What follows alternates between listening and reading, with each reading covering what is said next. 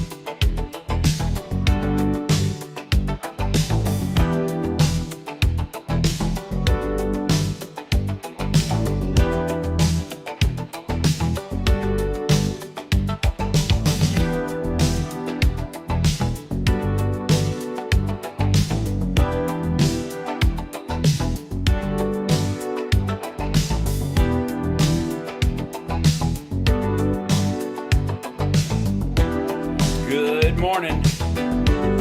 Let's get started. Let's see, are the people in there? We throw in some emojis. There they are. And let me make sure we're up on Substack. We should be, but I don't see it. Substack is up. Good. Okay, good. Didn't send me the little linky thing. Right. I'm gonna trust you guys. Say hi. Excellent.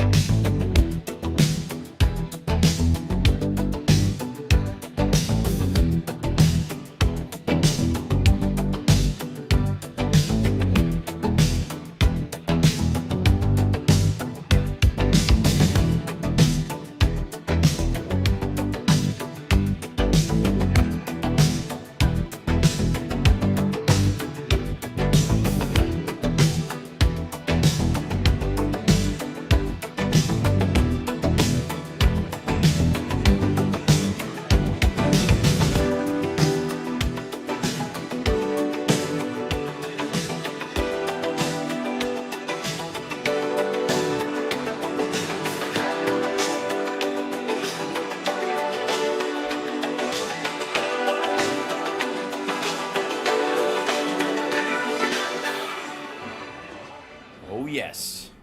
All right. Let me jump straight in here. Good morning, everybody. It's Hal Sparks Mornings, Megaworldwide. How's it going? Happy Wednesday. Hit that like, share the show. Patreon.com/HalSparks, etc., etc., etc. Been a crazy week so far. I think my favorite part of the week on my own private time of absorbing, digesting, and in some cases, I suppose, regurgitating some of the crap I watch as a vocation these days was Keystone Crash Patel's flip out on the in his oversight hearing, because he is apparently under the impression that that Donald Trump runs all branches of government, and that the purse strings of Congress have been taken away entirely, and he doesn't really have to answer any real questions. And when he does have to answer some questions legally, he's allowed to bloviate and obfuscate and flat out lie. So, just the perfect person to run Donald Trump's FBI. Just think of him as an odd, leather-clad, cockeyed J. Edgar Hoover.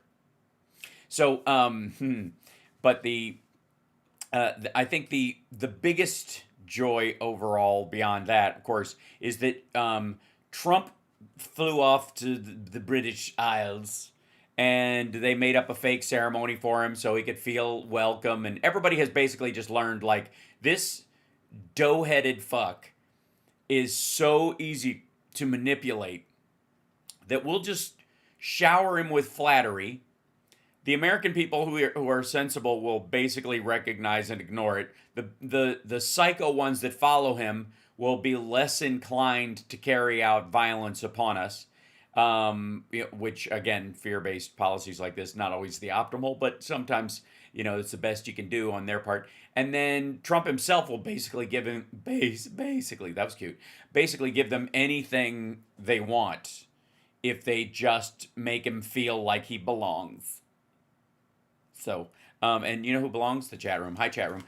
Tara Devlin is going to be joining us in a few minutes. And then, of course, Philip Ittner will be joining us in the second hour to talk about what's going on in Ukraine, because a big part of what, Trump, whether he knows it or not, his trip to the UK and to Europe actually, whether he's aware of it or not, it is actually about that. It's about NATO. It's about, like renewed Russian sanctions and all that kind of stuff. So we'll talk about that in a minute. But I think there are a couple of little fun stories coming out that I wanted to. Whoops! Why is that not? Get up here, you silly thing. Hold on. I'll get back to the chat room. I don't know why my window is being odd. It's got its own little thingy. Is that what happens? It's very strange. There we go. Now it'll come up. Hold on. This is it. Apparently, big shock to everyone. Melania and Trump. Oh, there she is. There's Tara Dublin rolling in. Melania and Trump are sleeping in the immortal words of Donnie V of Enough's Enough. Now we're sleeping in separate beds. And yeah, this is no surprise to anyone. I think it also limits what sympathies we have to show to Melania these days, because I think she's largely there as a crutch, and I am not kidding. And I'll show you what I mean. And Tara Devlin, you're all good? You can hear me just fine? I can hear you. Yeah, just my camera's, I've tried to fix my camera from last week. It looks a little square though. It looks good. Hold on. Oh, it looks okay? Okay. Yeah, it looks great. I'm just going to zoom in on you and move you around a little bit so I can get you centered in my little square, my little pony. I'll show you what I mean in just one second. Ladies and gentlemen, if I may, without another moment's ado, our dear friend Tara Devlin, co-host of the Tara Show, or as the Terrible Two, or TNT. TNT. I like TNT. You should have called it TNT, really. As me and whoever my running best friend was at any given time, my parents would always refer to us as as effectively trouble squared. So a double dose of T's, or the gruesome twosome. That also works, which made me feel good, as a teenager about my looks. So I was just talking a little bit about like Trump's trip to England. And we'll talk about the Charlie Kirk thing and the kind of fallout from that a little bit, and we'll also talk about the fact that they are using it like everywhere to try and turn it into something it's not, and it just I think they think it's a lot more effective as a dividing tool than it is. And we'll talk about that as well. But just so you know, palace sources have revealed that Trump and Melania are sleeping in separate beds, and Trump had sheets flown in from America. I'm guessing for Why? their either water repellent qualities or their absorption. Also, as an excuse why he can take them with him when he Yes, when he leaves. soils them, That's right? right. Yeah, I completely agree. Okay, so they said that the pair have opted for some privacy and will enjoy their own rooms. That's a lovely way of saying it. As well as sheets shipped in from the U.S. during their UK visit. Wow, And weird. yeah, and below stairs wags, noting that Melania has a separate suite. Joked that if she'd asked for a waterbed, she could effortlessly drift apart from Donald. Oh, that dry bit of Drift humor. apart. If she would like, perhaps she could provide her with a little rowing boat, to go with her waterbed. Yes. Also, Cankle's McBloat um, also had issues, I guess, dealing with jet lag last night. And that's why he was blathering on. Now, I would like to point out, this is my theory, and I would love to get your take on it, Tara Devlin of the Tara Show. That will be changed to TNT if it's the last Yeah, thing I I do. mean, it's TNT is already taken in a way, but yes, it should But be. your big That's T, lowercase t, big T will right. work fine. It Nobody should will be mind. Yeah, TNT. yeah, Yep, yeah. yep. The Tara Show, Anyway, TNT. Yeah, it's fine. You can use it as a logo. It'll look right. like Stonehenge. So the um, there two things about this. One, old man not sleeping, not good. Like bragging about the fact that Yeah. old fart not sleeping just proves that his brain is rotting and he can't get a good night's sleep.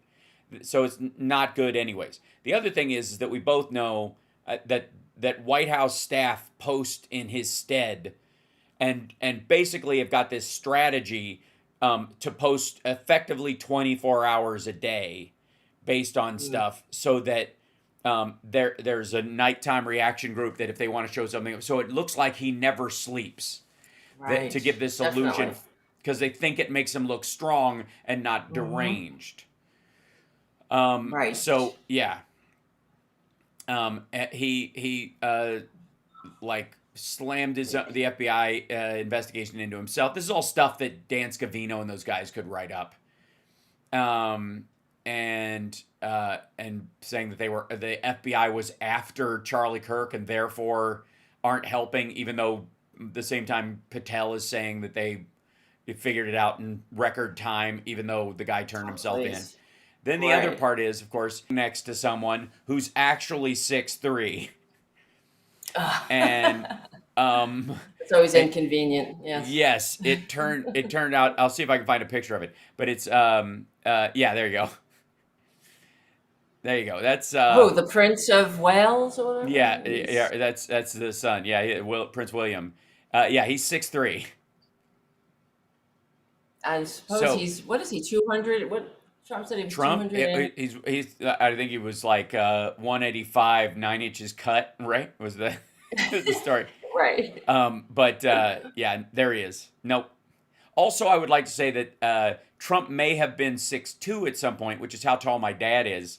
But in this particular case, I think he's shrinking. I'm not kidding. I think he's got No, old he man. has to, He's well, got old that's what man wilt. happens. He's doing this Right, when you business. get Yeah, older. yeah. Yeah. I mean, my mother, my whole family is very tall. I'm 6 feet tall, but my mother, shrank when she was really super old. Right. And yeah, it was kind of weird, but it's what happens. Gravity, Yeah, your you're bones always fighting it. compress. That's right. Mm-hmm.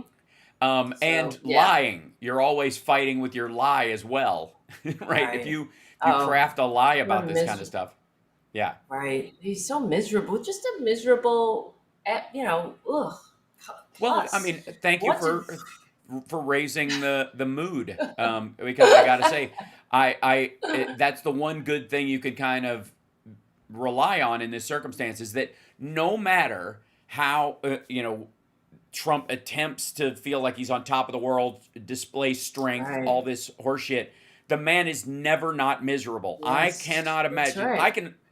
Like, he is always a victim, always under attack, never in control, always feeling like he has to overcompensate with braggadocious bullshit. And Yep. can you imagine living like that? Can you imagine having a dented Yeah. ego that is so weak that even So when you become fragile.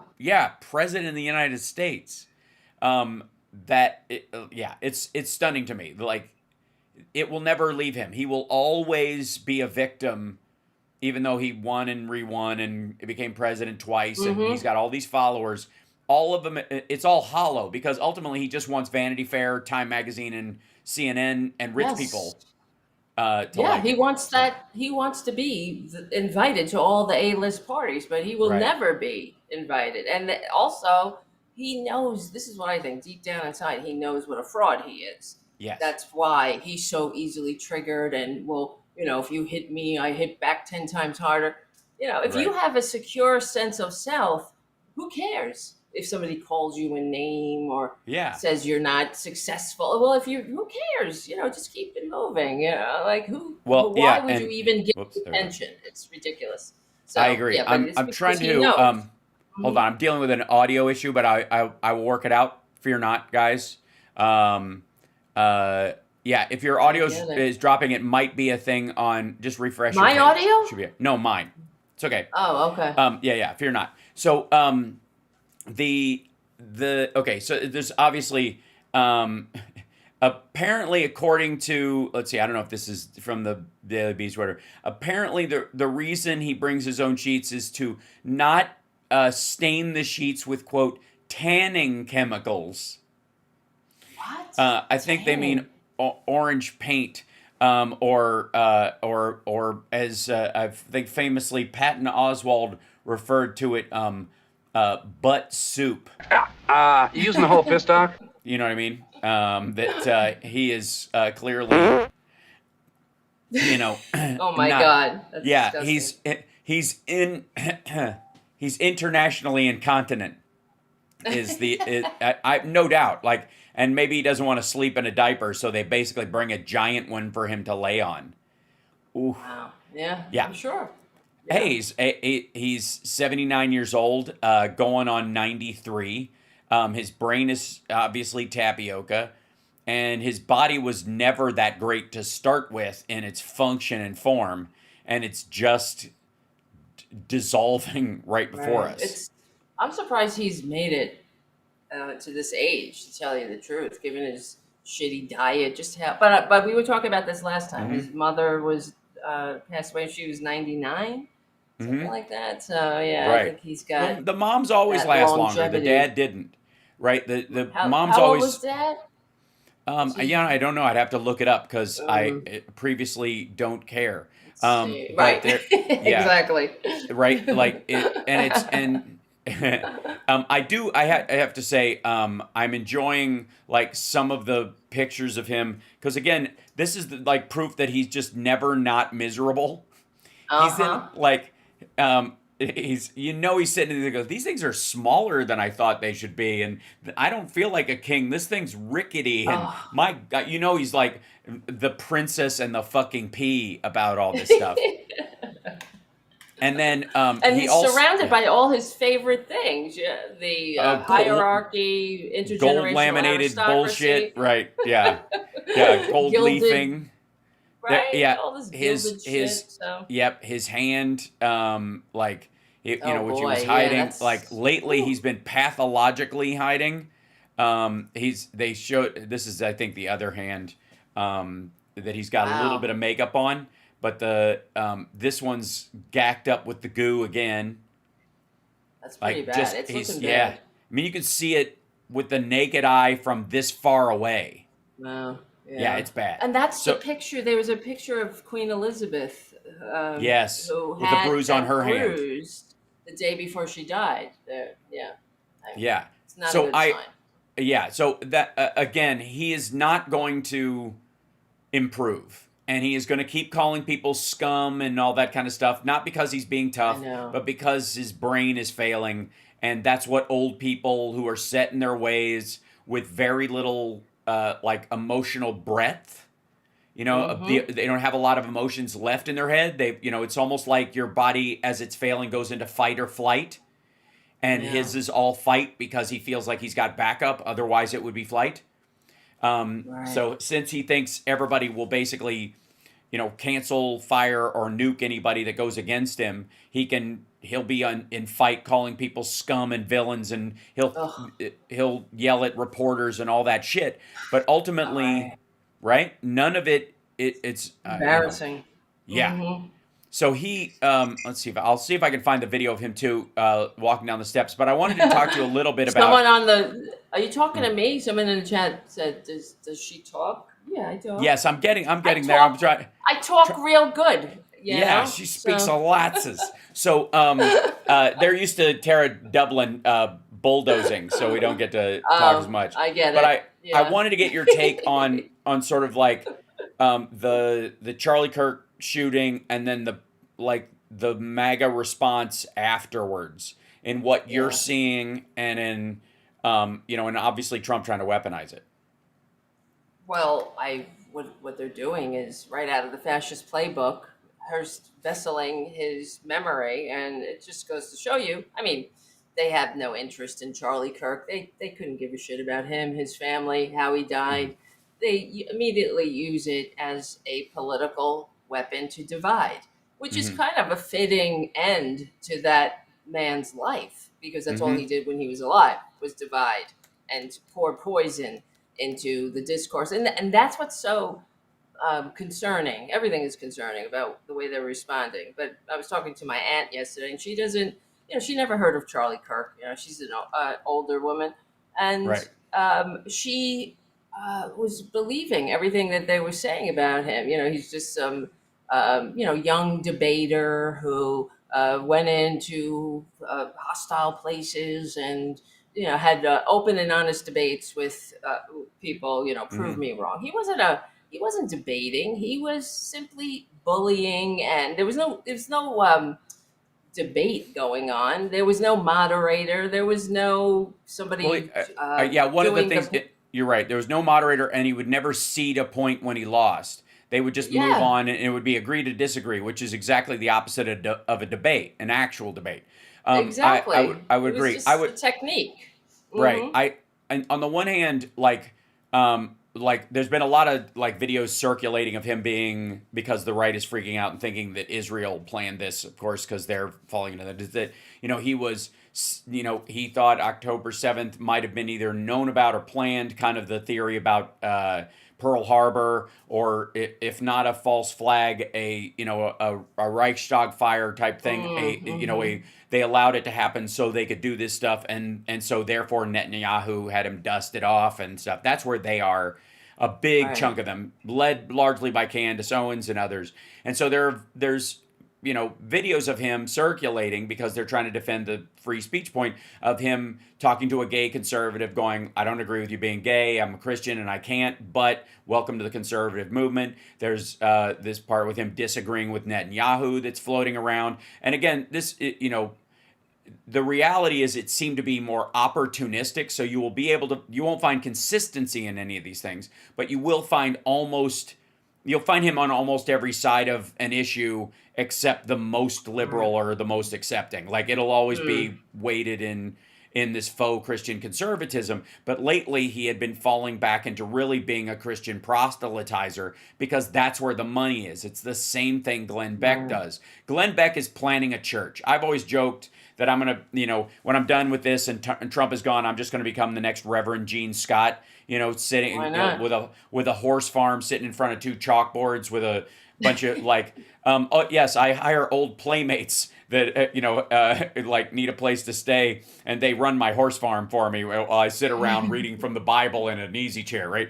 That I joked about that as being my like retirement plan, but that's what Glenn Beck is actually building right now in Texas. he's he's got like some kind of retreat. Is that Yes. it? Yeah, and Yeah. it's all like Mormon adjacent Christianity, by the way, of which he knows fucking nothing about. But Oh, they that's know nothing that about anything, really. They know how to. to I mean, they they're know enough really to good sell at it. lying. Yes, What's that? they know Yeah. enough to sell it. Right. Uh huh. Yeah. And they have no interest. And this is what's so scary about what's going on now. That talk about liberal scum coming from the Mm-hmm. left, the loony left. And there's no, it's this ubiquitous left. Who is the left? What is the Right. left? They're fighting. Their ideology is evil. What ideology? The ideology of everyone should have health care. Right. Everyone should have a living wage. No, they're Yes. talking. Well, it's trans people. That's what they're talking about. Right. Right.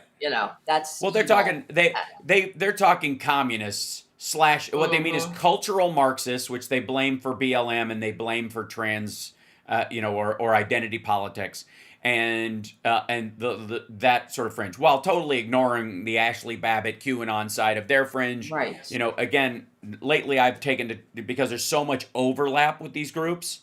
That they're no longer like the lunatic left or the radical right. They're the fucking pizza crust, and the crust is now convinced it's the pizza. It thinks it's the pizza when really it's just the delivery system. Let's be honest. And I always end up making people want pizza out of this, but the problem that they have is that they have to do what they said Biden was doing when he was doing just the opposite. The basket full of deplorables analogy that Hillary was making, which is the vast majority of Republicans you actually can have a conversation with. We disagree about the how, not the why or the what. Whereas MAGA and what Trump is building is it's a metastasizing cancer inside the Republican Party, and you can put those basically in a basket of deplorables. She was kind of talking about the Groypers at the time. Right. She was right, though. Yes. She wasn't saying they were all bad. That's the thing. And that's why she should never have apologized for it. Right. She was correct. And that's what's annoying about Democrats. Like, what are you apologizing for? You didn't call them all deplorable. You said the homophobes, the Islamophobes, the transphobes, these hateful groups. Yeah. The hate. And you can even, there's a smart way of doing it, I think, of going, I'm not talking about the Republican Party. I'm talking about the hate groups that have set up shop around the fringes of the Republican Party that are trying to take it over. And then you leave it on them 100%. To defend their own flank, which is what they're doing with the left part. Okay, so my theory is much about the word liberal, left, or progressive, is that they make you defend the word while attaching it to the worst possible, bad faith version of it. So liberal meant, fucking break down the family and everybody's gay and nothing matters anymore. And apparently women working or something. I don't know. It's hard to keep up. It's crazy talk. Yeah. And then it became an okay word again because they went after progressive, and now it's radical left, and then it's just left. And so anybody left of them, which includes the rhinos and the Republicans that, might sign on to an infrastructure act, that's all they have to say. If you're to the left of them, you're the left. And yet, what they want to do is take everybody that's in that group, which is enormous, and squeeze them down to, these are Marxists who want to burn down everything and cut off everybody's genitals and make us all Ken dolls, right? That's honestly, they do the opposite of what Hillary and Biden were doing. They want to put everybody into the basket of deplorables instead of her going, no, there's a limited number of these folks. Ignore them and focus on the people you can build a bridge with, which is how democracy has to work. Right? Mm-hmm. Well, I mean, you would hope that we live in a multiracial liberal democracy, so that's what we're supposed to be. Right. And this is something that the Republicans fundamentally, the ones in power now, that they fundamentally reject. And that's why, we have to, there has to be a leader to emerge here. This is how I feel. The one thing you could say about the right wing now with this assassination or the killing of Charlie Kirk is that they're all on message, and they have such great message discipline that doesn't ever exist on the left, that's for sure. And I think that right now we need we just need people to unify and come back at these these charges without apology. Right. There they go again, trying to divide us. There they go again. I mean, it's really scary that this isn't coming from the fringe, that it's coming from Trump, and it's coming from Vance and the people in power. It's right out of the Nazi playbook. They hearse this guy. So There was a great article years ago in the Atlantic, and I was on a show recently with Brian Karam, and one of the guys brought it up was that there was a German sociologist who brought up who created a political term that kind of describes what Trump is doing, which is patrimonialism. And the idea is that the presiding officer, the prime minister or the president, uses the office as a giant cookie jar, and then uses the mechanics of every other form of government, whatever it is, parliamentary system, fascist, monarchical systems, whether God has tapped him on the head with a scepter and made him the ruler, or whether, he murdered his way to the top. It doesn't quite matter. It's usually the second tier person. It's usually patrimonialism usually comes from like the son of the king that cut the head off of the other king. It's never the guy who did it himself. It's always the 19-year-old inbred psychopath. That runs things this way. But the idea is that they don't run as a fascist. They don't run as a socialist or as a Democrat, a democracy. That what they do is they take any element of their country that's a democracy, the separation of powers, and they use people in that to attack everybody else as a distraction. Like fill the court with your people, have your people in the parliament fight against everything else, or act as just a stop against anybody putting a check on you. And then you basically just enrich yourself and seed yourself into everything. And buy Intel at the same time you're forcing the government to buy Intel. Therefore, you have a stock that is guaranteed by a government loan, just like you were buying a bunch of tracts of Fannie Mae housing under the radar, because it's insider trading. It's just straight up insider trading. Right. Yeah. So while we get focused on and why they push back, like they called him a fascist and that's why he was killed and that's your fault. Yeah. Right? That was the thing.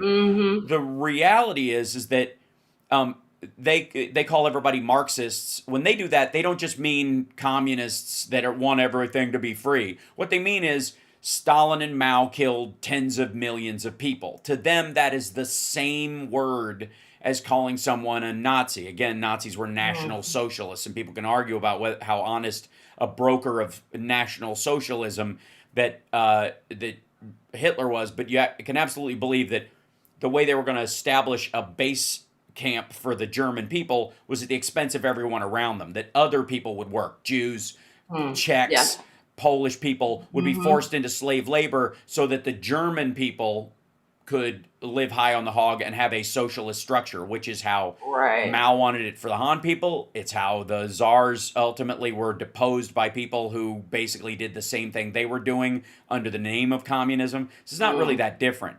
But when they call people Marxists, they mean it like we mean fascist or Nazi sometimes. And I think a lot of it, like when you and I say it, we mean it as I don't want to speak for you. When you call somebody, talk about fascism or Nazism about somebody, I'm not talking about like they're in a uniform, therefore we're at war, therefore physically attack them. I'm talking about the structure of their government and how they want to run things. Yes, absolutely. The merger of corporate and state with the strong man, with the nationalism, the strict hierarchies, and the scapegoating of intellectuals, of minority groups, of your enemies.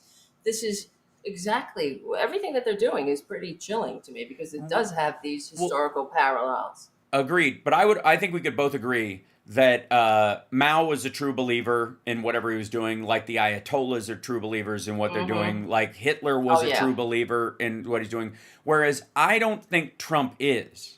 No, and I think that's what he's just he's an opportunistic infection. Right. That's it. He's got no ideology. His ideology is him, his gaping black hole of greed and need that substitutes for a personality.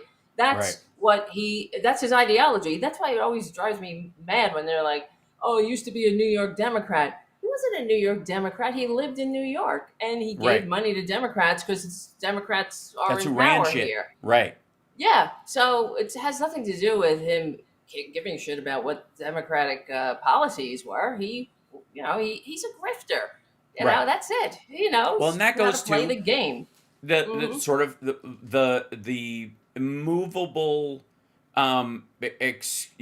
movable and semi-excusable, Charlie Kirk system of just allow there to be a video where you almost contradict yourself but not quite all the time, so that if you Right. ever get trapped in something, you don't have to be backed into a corner like Nick Fuentes and go down fighting. You can always go, yeah, but I've always moderated, and we can have a conversation about that. But what I'm really here to talk about is, and that's how he would and that's always what Trump move. does Yes. too. Even with January 6th, they always go, well, he said peacefully.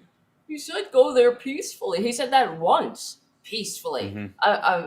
One time for plausible deniability. It's like, yeah, whatever, peacefully. I'll walk Go down there for with it. you. He also didn't walk down there with him. Also, No. he said you're going to have to fight or you're not going to have a country, and all that shit. Fight like So hell. you're going to have to fight like hell. Yep. That would be, you can walk down there peacefully and patriotically. And I've said for a long time, that was the equivalent of don't fire until you see the whites of their eyes. Don't make a noise or they'll know you're coming. And this is also why, Pelosi and them are excused for not having, they shouldn't have to think they'll need 10,000 guards for a political rally about a bunch of people bitching that they lost the election. The idea that they didn't know it was coming or something like that's why they have to build up this whole there were feds that caused it idea, because that's the logical fallacy they deal with. Is like, if you guys love America, why the fuck would anybody need guards for the counting of the vote all of a sudden because a bunch of you dickheads showed up? No, you're right. But they don't love America, and that's, I'm not just saying that to be inflammatory. They don't like the country born in the liberal age of enlightenment that was supposed to be the antidote to intergenerational aristocracy. And not that the founders, of course, they weren't, they were hypocrites, and when they said all men are created equal, they meant all white men, property owning white men.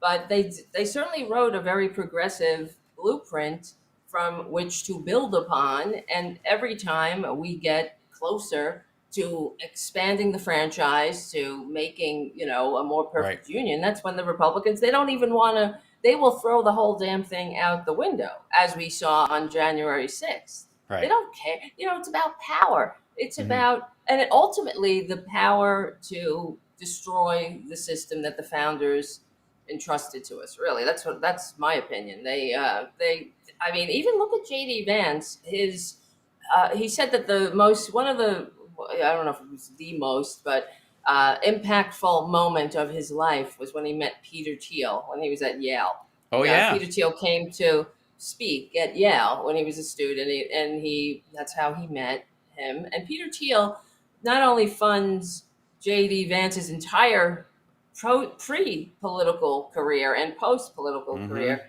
and he's a relative newbie in politics, but he funded the Curtis Yarvin guy, who is an avowed fascist, a Nazi who says that we shouldn't have, and this is what they're going for. We shouldn't have democracies, when the worst thing that ever happened to humanity, and that we need some kind of tech bro oligarchy that that seems to be what they're setting up, and that's Elon Musk is an acolyte of this philosophy, and so is Peter Thiel, that also funds JD Vance's life, and the corporate media never puts this together. But they, like, for example, when Barack Obama was running, they were going on about how he was palling around with terrorists because Bill Ayers held a fundraiser for him one time, and they sat on a board of some nonprofit together, and so we never heard the end of he's palling around with terrorists, but we don't hear anything about him, Peter Thiel, this Machiavellian who was raised by Nazis, for real, not kidding. In a school where they gave the Heil Hitler salute into the 80s as a greeting. Okay, they only just stopped doing it recently in our lifetime. So it's like, why don't you put that together? Isn't that a little concerning that JD Vance's entire life is funded by this guy that says democracy is a big mistake? For those of you that don't know, this is Curtis Yarvin. This is the guy who I think he's. I'm waiting for Fred Armiston to do a what's the show that they have? It's no, documentaries now or whatever. Like do a yeah. behind the scenes of character of him. But this is a profile in the New York Times where he's talking about how democracy is done, and then he calls for a monarch to like run the United States. Like Peter Thiel. They met when Peter Thiel said that freedom and democracy. Thiel wrote a paper, I think, or an essay saying that freedom and democracy were incompatible. Yes, that's right. Which is just because of the if you have to succumb to the will of anybody else, you're not truly free. And like to the extent, and this is where these navel-gazing dickheads, I experienced such fucking brain rot yesterday diving into the rationalism crowd that maybe are the people behind what Tyler Robinson believed in his circle. They're the people who are sort of tangentially attached to the Zizians, which is this trans-identifying cult. And again, because of people on our side respecting people's trans identity, there's a tendency where people can pretend to be trans or take advantage of the labeling just to get ahead. Yes. And people like us will, out of a matter of principle, block off them from criticism when in reality they are identifying as trans people just so they can skip across the country murdering people and hide in women's shelters. Like, it's fucked up. Or sexually assault women, and then once they get tried, declare themselves women and get sent to a women's prison because the laws are loose. That's what's happened in England a couple of times. And it's not trans people's fault. It has nothing to do with trans people. It is heterosexual men, and in some cases heterosexual women, using the amorphous gray area of the law and our fear of discussing the murkier parts of it to get away with a ton of awful. And they know it. They just saw it an opportunity. It's like looking at mortgage documents and figuring out how to steal people's houses by signing the right piece of paper. It doesn't mean mortgages are bad or people shouldn't be allowed to own homes, right? It's not an attack on homesteading. It's an attack on the windows that people can sneak in, okay? So in this particular case, diving into this, there's this guy who wrote a book called If Anyone Builds It, We All Die. It's a book that came out last week, and that will definitely be on Tyler Robinson's bookshelf or somebody around. Oh, wow. Guaranteed. And it's about AI. It's about how if anybody builds super intelligence, we're all dead. And they don't mean like eventually, they mean all at once. That at some point, this will lead to this, will lead to this, and then boom, it's going to Skynet / whatever, Matrix us, whatever. And it's all... Like, I was like, okay, what's the argument? So I watched an entire, 2-hour debate on the topic and a conversation by people who absolutely believe it. And I got to tell you, it's Peter Thiel's shit is locked in with the shit. There is very little difference between the Zizian the AI doomer crowd and Peter Thiel, except that he believes he'll be able to ride this dragon and they think they're going to be eaten by it, but both of them believe it's a dragon that's basically out of control. And he thinks we just got to get to the front of the line, turn ourselves into half robots and survive. It'll let us live and kill everybody else. Like that's where he is. That's why he jokes about the Antichrist. Wow. That's why, and this is fucking JD Vance's mentor. Yeah. That's what it's just sick. And that, don't you think, I mean, you think about, you give money to politicians who agree with your ideology, at least you hope so. So that connection should be explored, right? But it never is. Well, it is on the right. I got to tell you, do it. Oh, because of the gay, because Peter Thiel is gay, in the same way that they don't trust Besant. But Nutlick is fucking dumb, so they're totally torn, right? They literally, there's this big tear between, they want to, they know Besant, even though he's following Trump's stupid shit, behind the scenes is trying to even stuff out and not let the plane crash. Like, he's like, you got it, boss, I'll land it, don't worry. And he's just holding on to every fucking control, and everybody knows it. But he's gay, and he's married, and he used to work for Soros, and he's got kids, and everything they fucking hate. But they know he's the only one who's got any goddamn sense of the people who have no sense. Again, world's tallest midget, world's shortest giant, whatever the whole, whatever your definition is.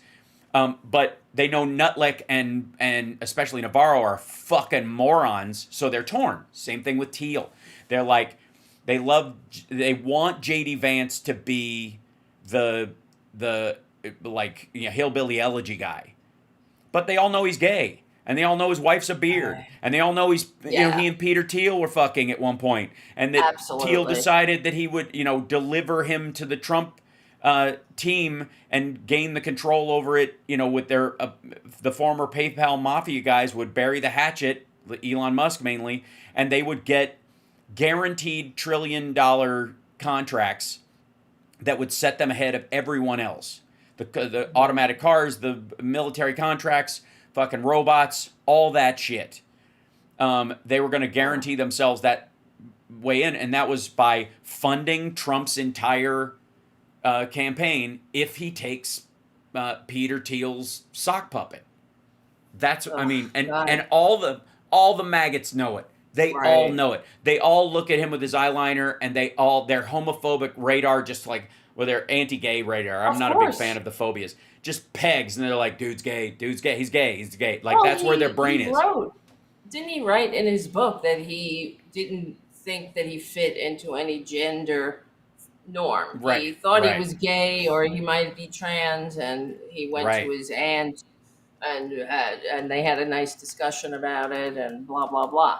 But, you know, I mean, and that's why it makes so much sense when you hear him constantly scold everyone about where you should be, what men should do, and what women should do, and where, you know, that's right out of like Freud. You know, stop projecting your shit on us, you know, your self-loathing, and just get the help you need. And that's why it's so textbook about how, you know, how they project outwards. And I always say, if only the Republicans would just get help, you know, but they won't, and stop inflicting their manias on the world. The world would be a better place. Well, it does. It definitely does explain why they have such a reaction to it, right? Yes. Like, who cares otherwise? Who really cares? Like, leave people alone. Keep it moving. Live and let live. Isn't that what your Bible says? Yes. So, and by the way, but they can't do it. I gotta say, there's a difference between exploratory behavior where you're like, I wonder what it would be like to be with another guy or something like that. Not like, I wish I could, I wish I really want to, but I can't. That's being gay. That's when somebody is fighting the fact that they're gay. Is the difference between like experimentation in college because you're drunk and you're like, I don't know, what's the big deal? Like, I had a buddy in high school who was like, he looked like a fucking Viking, like blonde hair, receding hairline that made him like look like who's built to wear a crown, just fucking a beast, like this dude. And I, you know, I'm 5'9", $165, fully clothed, soaking wet. So, you know, like, he was just towering over me. And one point at a party, I don't drink. I've never drank. So I used to walk around with the LaCroix mineral water, LaCroix sweet tea. And the reason I did this is because it had no flavor and it was brutal. And anybody in high school who was like, what are you drinking? Why don't you have a beer? I'm like, here, take a sip of what I'm drinking. They'd go like, Jesus Christ. I'm like, okay, then fine. You can't take what I'm drinking. I'm not interested in what you're drinking. Leave me alone. It worked like a charm. That and IBC root beer, right? That was the other thing. IBC root beer could buy you a lot of time because it looks like a dark beer with the label taken off of it. So you could just walk around, nobody asked. If they, like, is that root beer? It didn't matter. So anyway, so I'm talking to this guy, he's fucking hammered. And he comes up to me and he goes, I gotta say, man, I know you're a good dude. Like, we weren't really close friends. And he goes, but everybody says you're a good dude. You're a good dude. I'm gonna tell you something. You know, a lot of these dudes, they're all like fucked up because they're like worried they might be gay. You know, that's their problem. Worried. Yeah, like they think about it all the time. Like, what if I'm gay? What if I turn gay? All this kind of stuff. And he goes, I don't have that problem. You know why? Because I fucking sat down and asked myself. I sat down there. I was like sitting there. I was at practice and I'm looking at these other dudes and I'm like, could I be gay? And I was like, no, I'm just not interested. Okay, cool. Not gay then. And he's like, and I can fucking relax. I can hug my friends. I can do all this. But these motherfuckers, like, you can't put your arm around them. They get all freaked out because they won't ask Right. themselves the fucking question. And it was the wisest moment I have ever seen from someone who looked like they could play Thor in a movie. And I was like, I was so happy to have that conversation with this dude, and that he felt like he could have it with me. Because he knew I wasn't gay. That was the other thing too. It was like he was like confiding in somebody who was like, "You're the size of somebody people think would be gay." It was like you could tell that's where his brain went, right?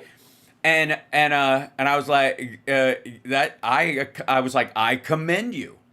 Good for you for not being afraid to just look at yourself and go, who am I? Yeah. Not who should I be or who should I want to be. Okay.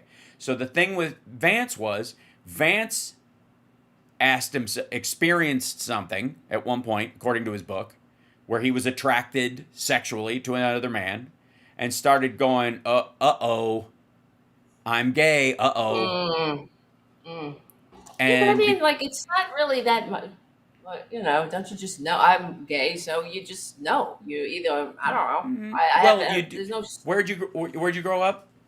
Well, I grew up in Staten Island, wherever, in New York. But Right. I wasn't, I didn't, it wasn't like, I grew up at a time when there wasn't the gay straight alliances and things like that. So Sure. it was, for me, I didn't want to be gay. I actually tried to be bisexual, of course, because that was, I thought, better than being a full-blown gay. So, half a gay would be palatable. What are you, half a queer? That's You literally know. a Long Island thing. What are you, half You're a right. queer? Right. And I was like, So, yeah. But my family, and when I came out to my family, and I have to say I'm proud of my family because really nobody cares. So whatever, Right. That's good, even though they're all, Christians and all that. And but I, of course, you struggle with it, and you always have that internalized homophobia, but because of the society that you live in and grow up in. Right. So, yeah, you're always in a process of coming out, meeting new people, and you have to come out, or you have to, like, why you live with 4 cats, Oh, well, kind of, and a guinea pig, right? That's a clue. Right, we have 5, and I have long hair, so I don't know what the hell. Like, people are so goddamn confused. Right. Because I'm one of those people who didn't react negatively to a straight pride flag, because I've been waving it my whole goddamn life. That's funny. And, I was like, I'm having a great time being straight. Like, let's do this, right? Whereas the other people are like, it's only good I'm straight because it means I'm not gay. I'm like, really? Yeah, I mean, who wants to be gay? I didn't want to be gay when I realized I was gay. And that was actually because I was raised Catholic. And I remember being in church as a little kid and the priest doing a sermon on gays. And I was like, who are these gay people? I was like, wow, they're horrible. I had no idea it was me. And then they put out a pamphlet. Don't watch the show Soap with Billy Crystal. Oh yeah, sure. And he plays a gay character on it. Yes, there was a gay character, and all my friends were watching Soap, and I couldn't watch it. I wasn't allowed, and I had a little black and white television in my room. Right. And I remember going, okay, I'm going to bed now, and I went upstairs, and I clicked on the TV. I put a blanket over it so there's no glow. Clicked on it. It was like, and my father was like, "What are you doing?" He opened the door. Turn off that TV. You're not gonna watch that show. And I never got to watch Soap. Really, when I was growing up, I just would hear my friends talking about it. They loved it, but it didn't. Being banned from watching Soap didn't make me not gay. It just made me like hate myself, and think I was in a hostile world that where I was not. I didn't have a home or didn't fit in, and just like self-loathing. And then, I'm in recovery now, but, so I did a lot of drugs and drinking. And I've been to a lot of therapy, thank God. but yeah. Well, like, and by the way, straight people don't dodge that. They just get it for different reasons because they think the world hates Right. them for another trait. There's a lot more in common in that. I think one of the things that, when you talk about lived experience, one of the things that people share, quite frankly, no matter what your orientation is, what your what your gender is or whatever, is that a large portion of society has been taught by somebody along the way that the world hates them for something that they Yeah. can't change about themselves, It's or sad. that they think they can't change about themselves, and they're stuck. And that's the one thing I think, the bridge that can be built across all kinds of peoples, is that I want you to know, and I want everybody to know, that I'm not that person, that I'm not the person that hates you for anything that you can't change about yourself. And you Hmm. might go, the whole world is full of people who hates me because I'm this way. Well, you got one. All right. I'm like when everybody said nobody's read the Affordable Care Act, I did. So one person read it, so nobody can say nobody ever read Right. that. Nobody's Right. done it. Same thing Right. here. Like, and I think it's super crucial. And I think that what when we're talking about the kind of the moralizing around this kind of stuff, there's tribal reasons immemorial as to why gay was was a negative trait, that has a lot to do with, like, we got to breed more people, and if we stop breeding Hmm. more people, and if anybody lures my breedable kid away from breeding, we're fucked. The tribe over the hill is breeding like rabbits, they're going to kill us. And there's a lot of, by the Yeah. way, overlap in that today.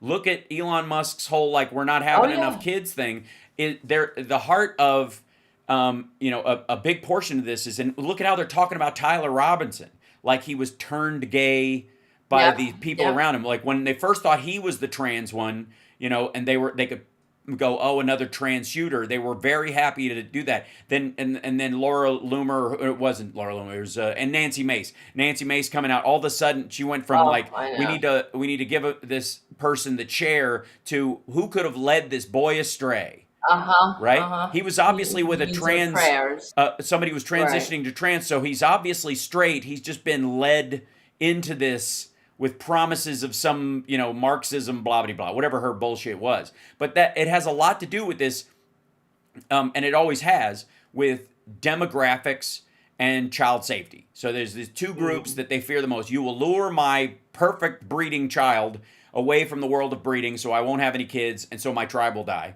And that was a big part of it. It's also why Right. women, Right. it's why marriage laws were enforced, because Yeah.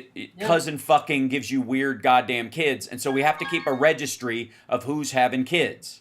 I mean, it's so fucking simple, and yet And that's we're, what it was in the yeah, Bible about, right, men should not spill their seed or whatever with another yeah, man.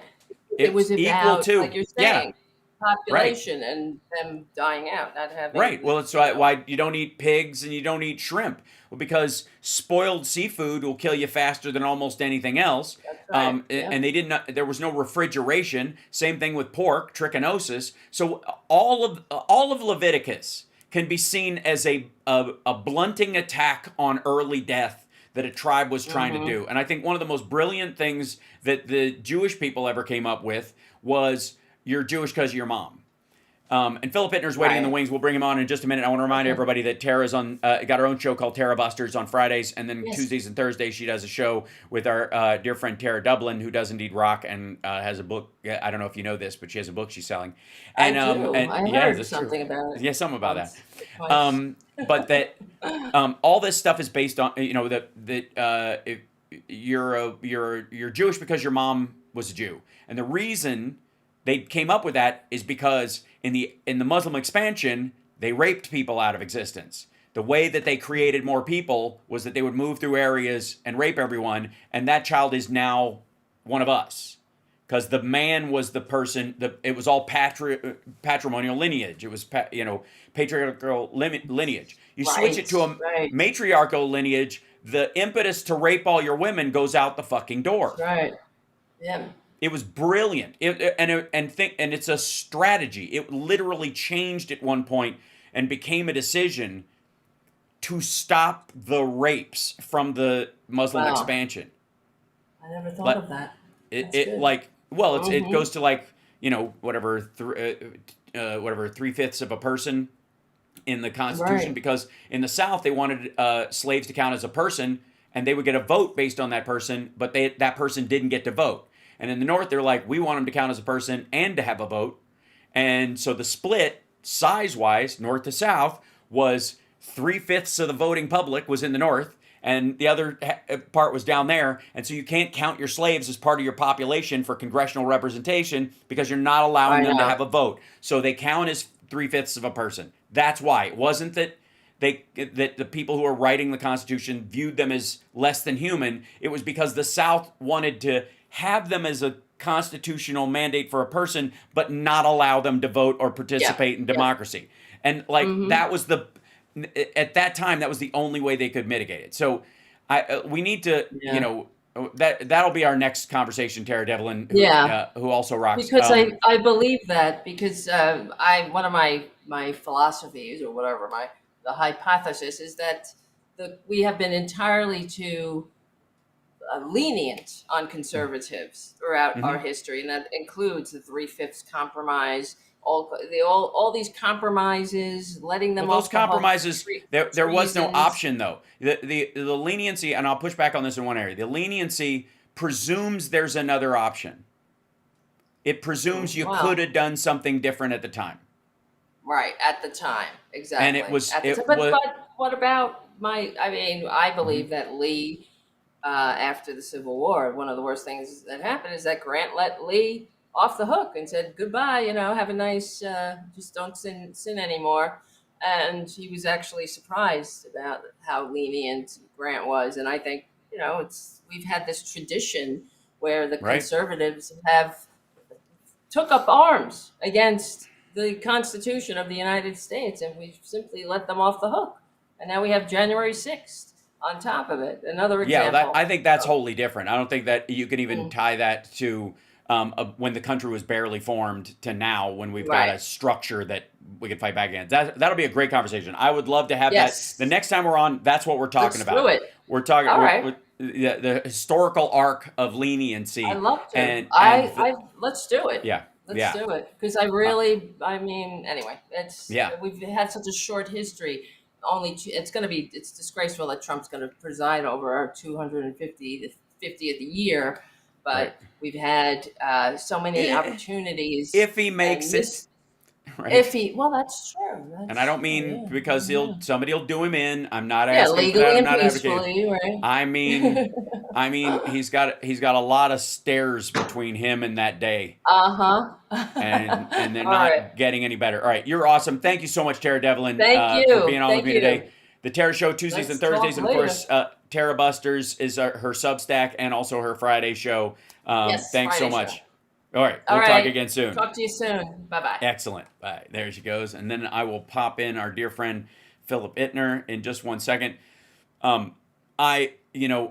In conversations about this kind of stuff, I have a tendency, and Phil, I gotta say, is one of those people who historically, because of how we talk about what Russia plans and what Russia wants out of all this, that there's a perspective you can get, I believe. And here he is. One second. Welcome to the show, Philip Ittner, host of On the Edge every Sunday, and of course, who joins me on the Wednesday show and on the Saturday radio show for the second hour to talk about all things Ukraine and the ongoing war there and the response by the rest of the world to it and everything around it. And his show makes it very personal because he interviews people who are there and experiencing it and trying to help Ukraine make its way through this, the humanity of the people there. And so welcome, Phil. Good to see you. Yeah. Good to see you. And so you often talk about the Lincoln quote. As my North Star. Yeah. Absolutely. And so maybe explain the Lincoln quote to everybody who may not have heard it before, and then we'll discuss a little bit about the sort of difference between the worldviews. Yeah, well, it's relevant to what you were just talking with Tara about, because the Lincoln quote that kind of parted the clouds for me when I was very conflicted about the narrative that Moscow was putting out about America in particular and the West in general, of this kind of like, you're all hypocrites. You all talk about like, the rights of man and the rule of law and all of these things, and yet you break them constantly. America, you are born on the back of slaves and on the back and Right. on the theft of land by the native, away from the Native Americans, and pointing out the hypocrisies of our foreign policy and things like this. So it came to me at a very conflicted point when I was arguing with myself, because I was like, well, we do these things. We do fall short of our ideals quite often. And I ran into this quote and I distinctly remember it. I was in the Baghdad bureau of CBS News, so it must have been 2003 to 2008, somewhere in there. And I put it at the end of every episode of On the Edge for a reason. And the quote that cleared it up for me comes from a letter that Lincoln writes to a childhood friend. It's called the Speed Letter, and it's written in 1855 in the build-up, in the kind of build-up to actually bleeding Kansas. It's not even really the Civil War, but everybody knows this is headed towards conflict over the concept of slavery. Hell, we knew this at the creation of the country. Anyhow, so in the Speed Letter, he writes to his childhood friend who is a slave owner, because, of course, Lincoln was born in Kentucky.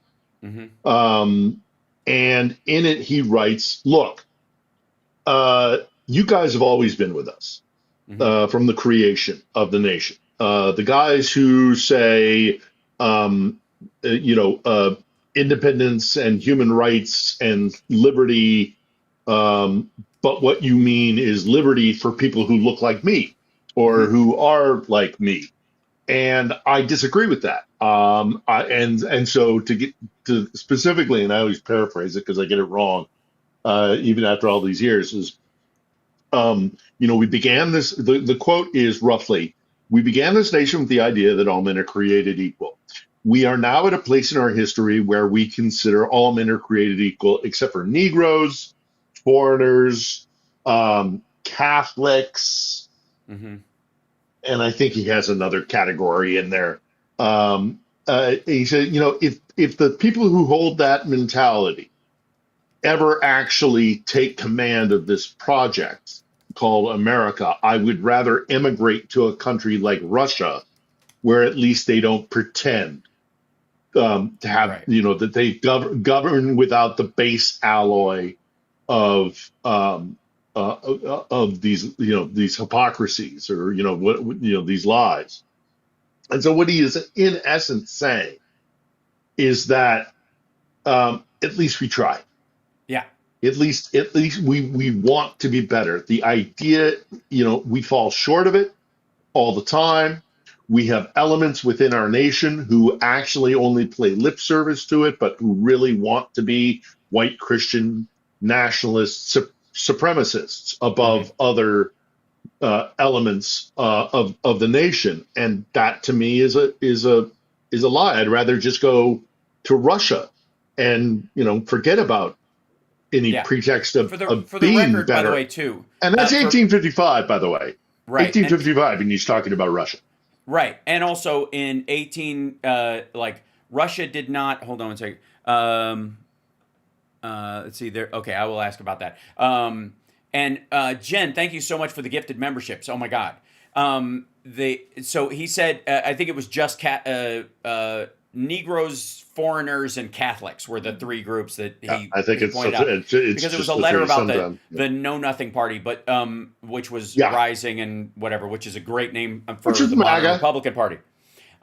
It's just MAGA or America Firsters or the Confederacy. It's the same thing. They've always been with us. Anti-immigrant, anti-Catholic, isolationists of the time. And one of the Yeah. people need to know also that Russia had serfdom slavery until a year after we ended slavery here. So in No, 1866, no. yeah, or Oh, sorry, they did it before. They did it. They were 63 and we were 66. They will crow about it. Trust me, they crow yeah. about it Well, all the time. maybe it's their We Juneteenth got rid moment, of our slaves. Yeah. No. What it is them just trying to prove that they're better right? By than moving the date, America by saying we got rid of our serfs before you got rid of your slaves.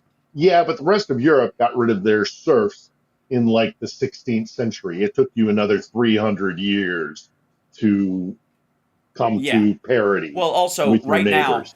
out of every 100,000 people in slavery on the planet today, 13 of them are in modern Russia. There are 1.8 million slaves in Russia right now. Forced labor, forced prostitution, and immigrants that have been rounded up, or foreigners that were rounded up from other countries, people who were caught in eastern Ukraine or in Chechnya or in Dagestan, or any of these people rounded up. 1.8 million slaves today. There were, 600,000 slaves brought from Africa to the United States before it was the United States, like in the early colonies that created the U.S. slave trade. In total, less than a million. Again, a proportion to the population, enormous, but there are 1.8 million slaves in Russia now, not including, by the way, the people they control and force into slavery in the areas where the Wagner Group and Russian military controls the diamond or the mineral or the gold trade.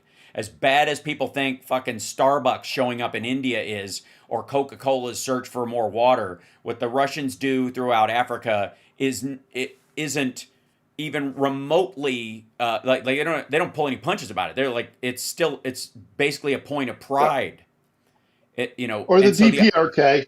The right, DPRK, the North Koreans, they will send over mine workers right. and things like that on every year. They'll send over And slave labor. You anybody who know, calls it if you want forced to, labor just aggravates the yeah, shit out of me.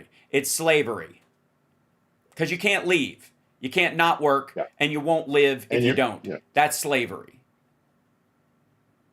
If anybody actually wants to look up a really interesting story on this topic, actually, there's a very famous story of Ukraine's poet laureate, Taras Shevchenko, Mm-hmm. who is revered here. And he was born into serfdom.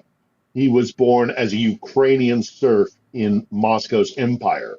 And there's a very famous story when he is kind of under house arrest in St. Petersburg. He's kept within the court, but he can't return to Ukraine, and his writing is monitored so that he doesn't write in his native Ukrainian.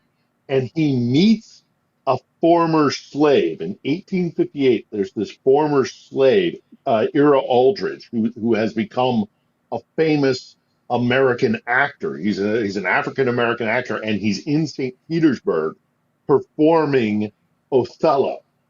Mm-hmm. And he meets Shevchenko, and they spend the day together. And it is an absolutely fascinating story about Shevchenko as a white slave in Russian imperialism, and Ira Aldridge as a former slave in America's chattel slavery system. It is absolutely fascinating what they like, how they felt this deep kinship, Mm-hmm.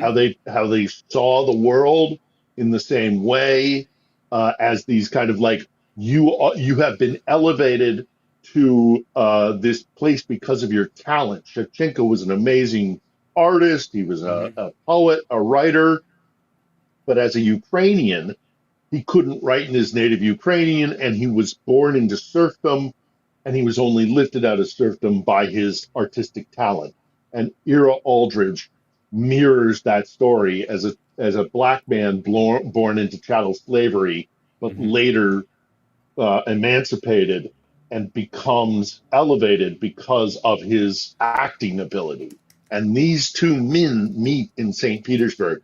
It's a fascinating story. If anybody wants to really look into the kind of way that, yes, there are similarities in terms of how one power authority is subjugating another power authority, is subjugating other human beings because of their race, their identity, their lack of privilege. I was going to say privilege, but it's really lack of privilege because you're either a serf or a slave, and how they got along. It's a fascinating meaning. So yeah, if anybody wants to look into it, just Google Taras Shevchenko era Aldridge. I think it's 1858 St. Petersburg. I mean, it's look, the thing we forget as Americans, and this always does kind of bother me about America, especially when we talk about like American empire, right?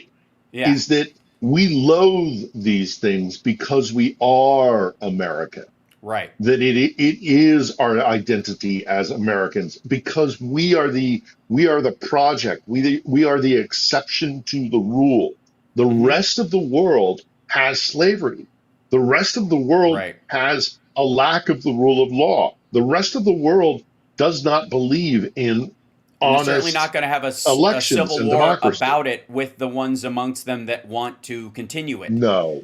Right. It took us 100 years to get to the American Civil War. Right. And we all knew it at the beginning of the American project.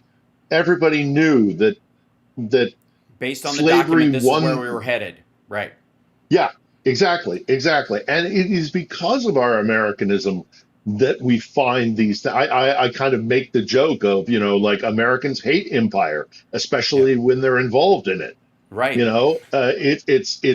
It is because we have this American experiment and this project that we find these things so loathsome, which is, again, all brings me back to the Lincoln quote. That's the bloody point. That's the thing. That's when I was sitting in Baghdad going, are the Russians right? Is Moscow right? Look at us. We are occupying Iraq. We have troops on the ground in Baghdad fighting for American interests, engaging in what sure as hell looks like imperialism. Right. Are they right? Are they right? And I was very, very conflicted. And I was debating within myself for many years after leaving Moscow. And I find that speed quote. And it is the same. It is the thing. That's the point. Because what is it that Moscow offers as an alternative? Why do you think the Ukrainians are on front lines right now, fighting like hell to resist Moscow's alternative? Because what is Moscow's alternative? Moscow's alternative is, fuck it. Yeah. Fuck it. Yeah. Dog eat dog. This whole idea that you are born with certain inalienable rights and that you have recourse to the law, or that you have a say in your future and so you can cast a ballot. The Russian alternative is fuck all that. If you got power, you got power. The big eat the small, and that is the nature of things. And you are born into this world naked and afraid, and the only rights that you will achieve are those that are that you either obtain yourself by force of will or action, or that the state bestows upon you. And I get into trouble with that because other people do say to me, well, ultimately the state does give you. No, that's not what the document says. The document says inalienable rights. The state does not give you those rights. The state recognizes those rights. And protects them when necessary. Indeed, exactly. And that is a very, very different worldview. So you have Ukrainians right now who are dying on a front line, carrying a weapon, fighting against people who, if they were to succeed here, would subjugate their family members, their neighbors, their what have you. And so they are willing to give the ultimate cause. They're willing to die for this concept. And what frustrates me consistently within this war, and those of you who watched last week's episode with Luke Basley, who came over here, and Luke has a channel on YouTube something like 1.5 million. So it's important. He's bringing eyeballs back Yep. to this conflict. And one of the things that we discussed in that episode was this idea of like, this is the 13 colonies. These guys are fighting for the exact same damn thing that those in the third. It's just that our imperial master was over the other side of the ocean, and working with 17th century technology. Their imperial master is right next door Right. and has been oppressing them for centuries. But damned if they're not going to give everything to fight for the exact same thing that our founding fathers fought for, and which our American project is built upon. No, we're not chattel.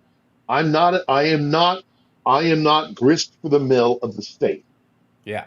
Moscow cannot simply use me as it would a cow or a chicken or a goat or a donkey. I'm a human being. I'm born with rights. And Moscow rejects that idea because Moscow's conception is the state is what matters. The czar is what's matters. Yeah. The collective is what matters. And obviously, had I been born in Ekaterinburg, maybe my morality and my ethics would be different. But I wasn't. I was born in America, and I say fuck you to that. Or you would have been killed for it early on, because we talk about beaten down. You would have been beaten down. Yes, you would have found yourself at the bottom of a bottle, or you would have whatever. And that may be very well at root of this. The inability to be free or to matter in these societies tend to drive people down like a nail driven halfway in. You see this amongst the Russians drinking, but you also see it in the lost generation in China. When you travel over to China, there is a post and I guess concurrent to the Cultural Revolution generation that has no direction.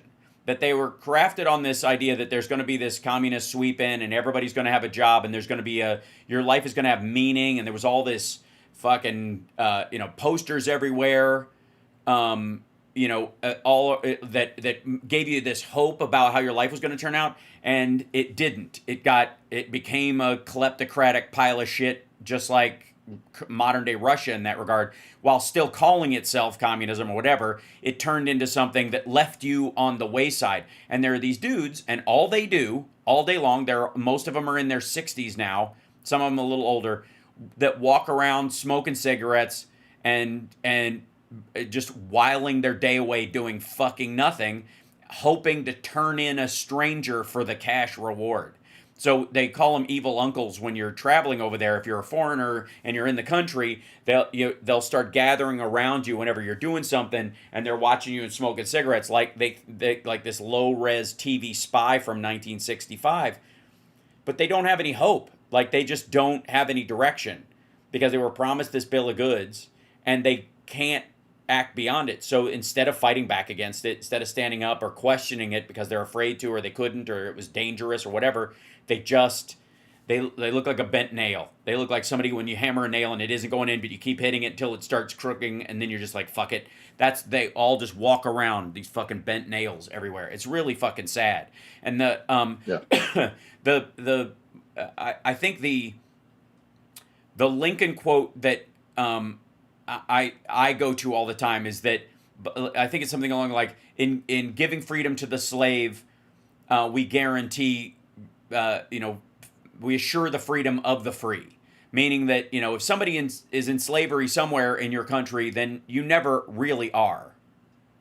Yeah. Right? It's just not your turn yet. And that was what was going on in Russia. That's the serfdom aspect of it. They called it serfdom. It's fucking slavery. They just could like the word serf sounds softer, and it's like something you could do with a board on the beaches of California. It's slavery. It was institutional, monarchical fucking slavery, just like everywhere else. It's like when I'm talking to people about how when people push back against Marxism or socialism or whatever on the right, everybody answers with, well, police departments and roads and all that, that's socialism. And it's not. It's democratic taxation. It's you get to have a say in how your taxes are spent. Because the czars built roads, the czars had fire departments, the czars had police officers and shit like that. They just only put out the fires the czar cared about. They only went after crimes that the czar gave a shit about. And they only built roads where the czar wanted a road. That was the difference. When you have a democracy, the people can decide that the roads should benefit everyone. We should have a post office. That's why it was in the fucking Constitution. You should have a say, taxation with representation. That's what that is. Yep. And what a lot of these before we'll get on a more of a historical rant on that, I do want to bring up that Zelensky has said that. Well, yeah, go ahead. You brought up czars and roads, and I have to. Have you ever heard this the czar's thumb story? No, I don't think so. Oh, sorry. Okay, I know we really do want to talk about what's actually happening here, but I love this story, and it's one of the stories that I love to tell, and it might be apocryphal, but the story goes that. The Tsar he wants the Trans-Siberian Railway. It's either the Trans-Siberian, some people say it's the railway between Petersburg and Moscow. It doesn't matter, either way. And he's frustrated with his engineers. His engineers are saying it's going to take 6 months to build this roadway, or and we need to do geographical and geological studies, and there's hard rock that we need to go through and soft rock that would make the path better, and blah, blah, blah, blah, blah. So it's going to take this amount of time, Your Majesty, the Tsar. And the Tsar, I love this story so much. The Tsar goes, fuck you engineers, fuck you geologists, whatever, this is what I want. And he throws down a ruler between the 2 points of destination, but his thumb is hanging over the ruler. And he takes a marker and he says, straight, just do it. Point A, point B, don't care what it takes. I don't care how many people have to die to build this damn railroad. This is what we're going to do. And he marks on the ruler, but because his thumb is hanging over, he gets this little bump. And so the engineers walk out and they go, oh, fuck, we don't want to piss the Tsar off because he will fucking kill us all. Right. So we're going to do exactly what he says. Doesn't matter how long it's going to take. Doesn't matter how illogical the engineering is. But because he has this little bump of his thumb, they built the railway literally with a and the story goes that is the railway with the Tsar's thumb. And some people say it's apocryphal, but I love the concept of it. His hurricane Sharpie. Nobody wants to say no. Yeah, nobody wants to say no. Because of course, But anyhow, sorry. I love that story, and me too. You brought up czars and railroads, so I love that story. I have a very similar story in some ways. In that, I've always been hired largely for my improvisational skills as an actor. I've been brought in, and they often will tell you when you're a comedian, have fun with it, which means write for us for free. We don't like the scene that much, but we'll hire somebody funny, and he'll suggest things, and we won't have to pay him as a writer. Punch it up. Yeah, you'll punch it up on the scene because you don't want to look like a jackass, and you want to be funnier than the script. So they're trusting that your own self-preservation will improve the product, and I'm fine with that. But because it got me a lot of work. But when I got Queer as Folk, because some cast members wanted to play fast and loose with the script, and the writers were being very specific, and there was a lot of politics riding on it and a lot of character building riding on it, that they were like, nope, stick to the script. And even where they would have said, hey, Hal, if you want to say something funny here, you can. I'm like, Michael's not funny, so don't worry about it. It was so strict to stick to the script, and the script supervisor had such a mandate about sticking to the script that if there was a typo, I would pronounce the typo.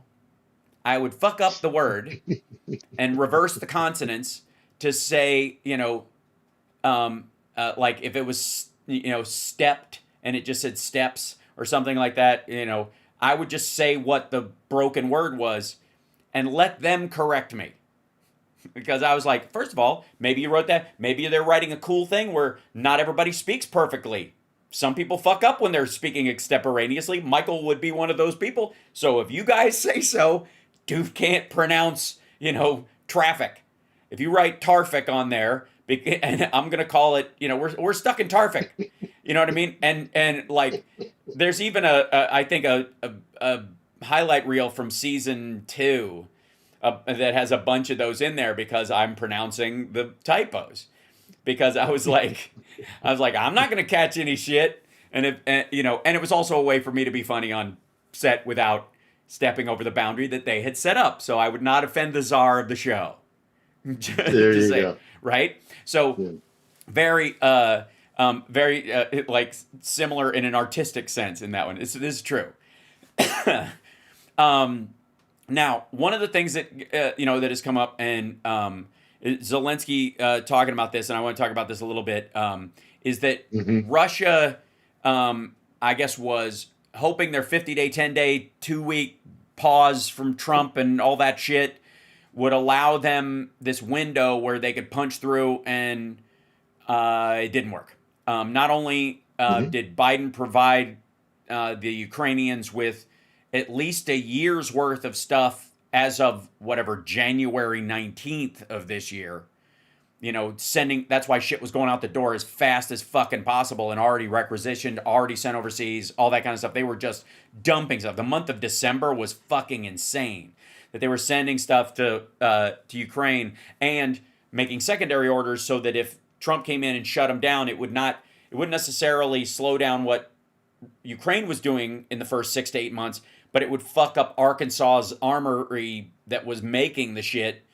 It would take an order out of their coffers, right? And people in Arkansas would start to bitch at Trump, which is what happened with, you can argue, with the Hegseth stuff. When Hegseth stopped the shipments, it wasn't that Democrats were like, hey, you legally can't do that. It's Arkansas, Louisiana, Mississippi, all those fuckers were like, dude, we're building buildings based on the arms sales that were requisitioned last year that are going out the door. And if they don't go anywhere, they just sit here, and the sequester still exists. So if you don't need it, it doesn't get paid for. That was one of the things that's been around for like, I don't know, 10, 15 years now. So they were like, what, you know, that's why Trump turned it back on, because red state politicians called him up and went, whoa, whoa, whoa. This is our entire state's fucking budget. That's what happened. So in this, it looks like Russia was hoping that Trump's dragging his heels for their benefit would help them break through in Sumy and a couple other areas. And according to Zelensky, they have abandoned the offensive in the Sumy direction due to significant losses of personnel and equipment. This is from Zelensky. According to him, Russian command planned an offensive in 4 directions at once: Sumy, Novopavlovsk, Pokrovsky, and Zaporizhia, and they've abandoned Sumy entirely. They suffered heavy losses, primary personnel, which by the way, they have more anchors in these 3 other areas. So Sumy was the biggest fresh push for new land, and that's probably why they suffered. You know, they don't have any entrenched areas where they could fall back to as much as the other areas, I guess.